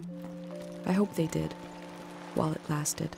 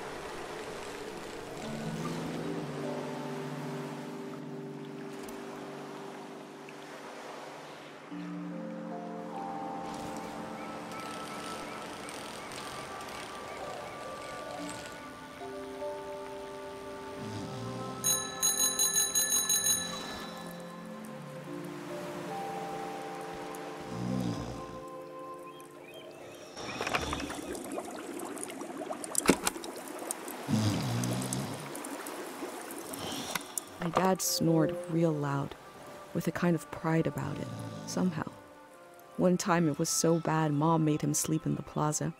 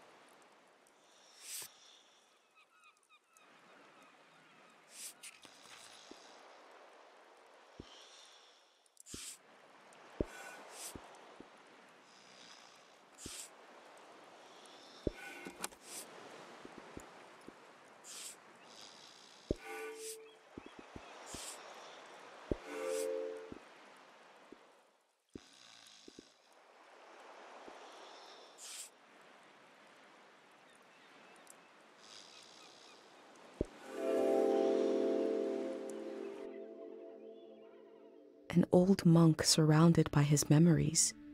Is this a shrine to a god? Or is it a shrine to his past?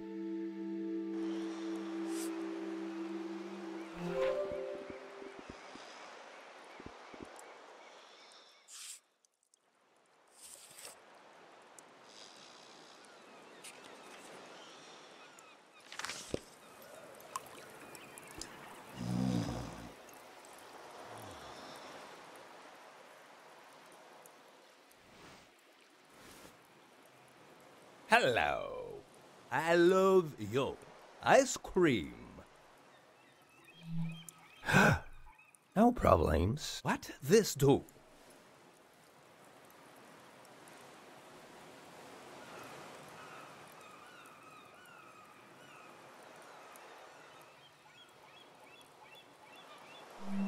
For people.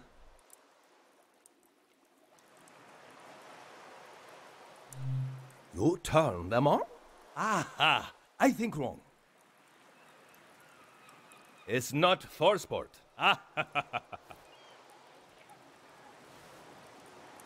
My village. I draw the life. You see? You?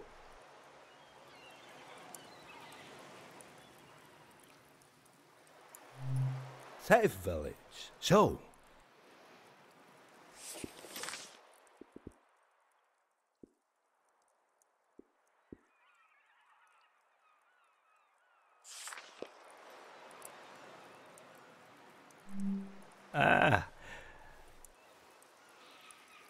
It's weird, no? I have weird. Public lizard. For everyone. No! Haha! I say I live home. My mother no cry goodbye. Your mother?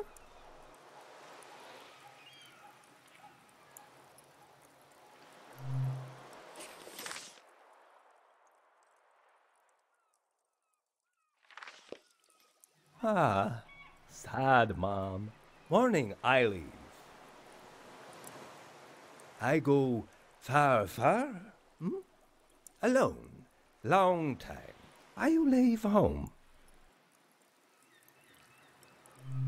Ah, good.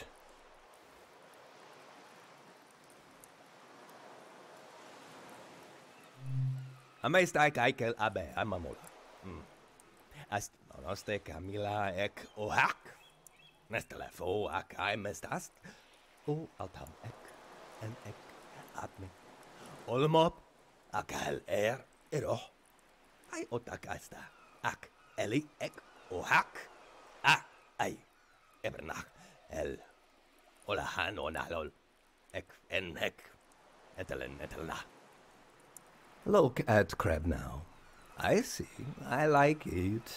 I draw. What you like?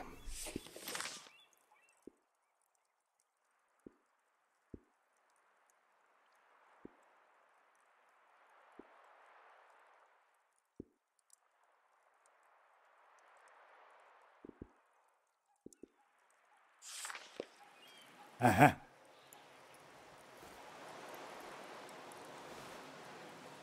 Sound. To play sound. You play sound.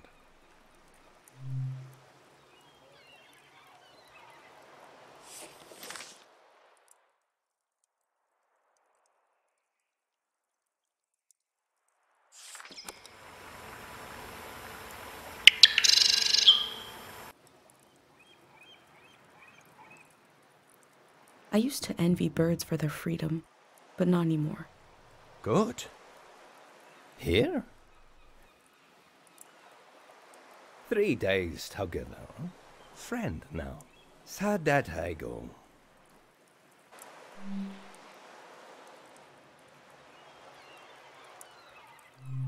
He is big man. Good hair. Now, here, together, we are same.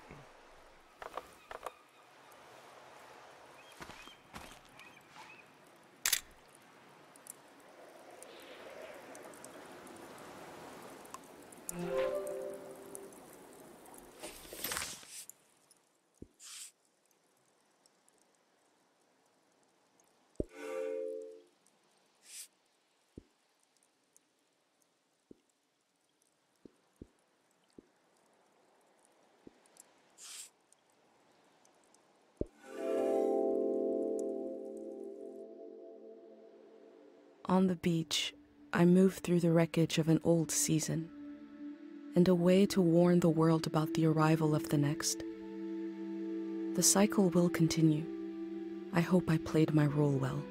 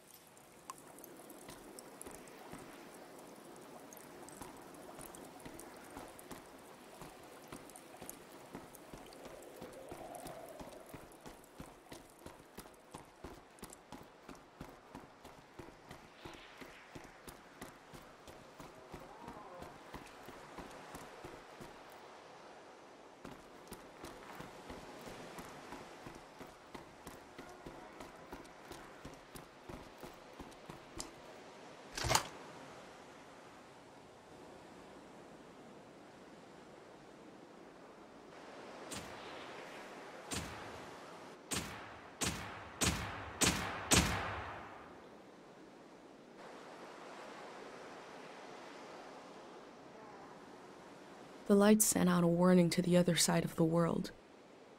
I wondered if anyone was watching.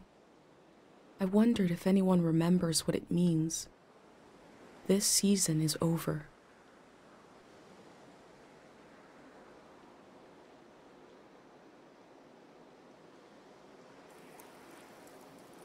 My new friend is sailing home in the morning. I've decided to go with him.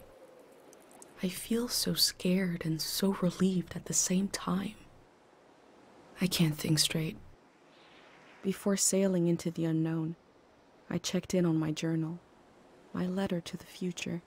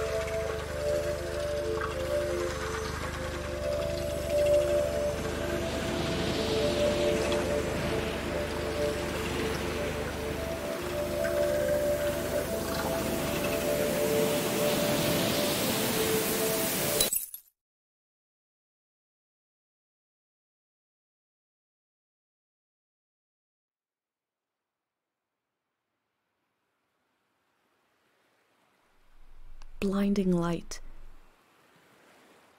and a strange pattern disappeared off the surface of the water. My mind emptied out.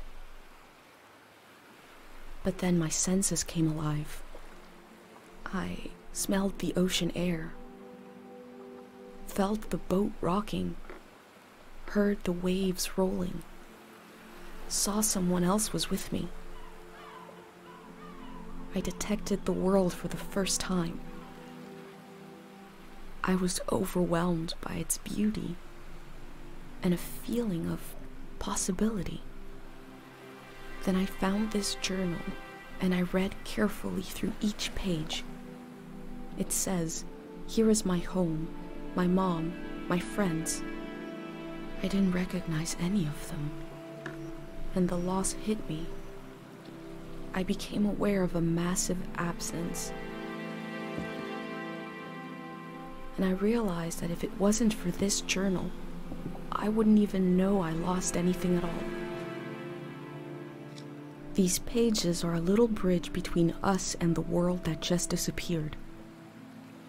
And I put them together, so that must be who I am. Someone who left their home to take measure of the world before it changed. Here's a record of the people I met along the way, moments from their lives at the end of this era. I discovered that a group called the Grey Hands planned to remove the haunted quality of the season with a prayer. So they must have prayed for us to forget, to erase some of the world's memory.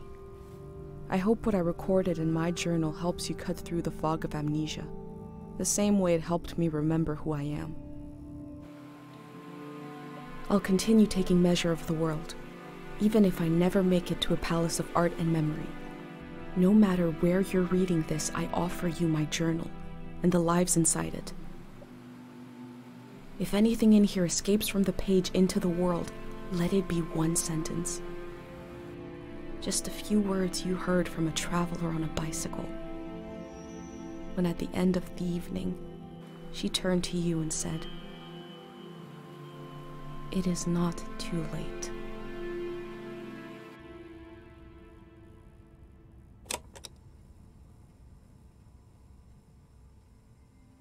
How to leave home. For my daughter. Find a sacred square of earth.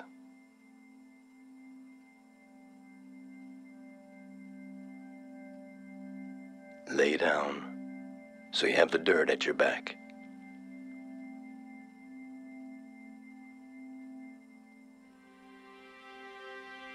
Close your eyes. Close everything Do you see for yourself? You see for the dead, for the unborn. Do you listen for yourself? You listen for the dead, for the unborn. Your ancestors are in that dirt. All the living and all the dead are holding you up. Now, stand. They're still there, aren't they?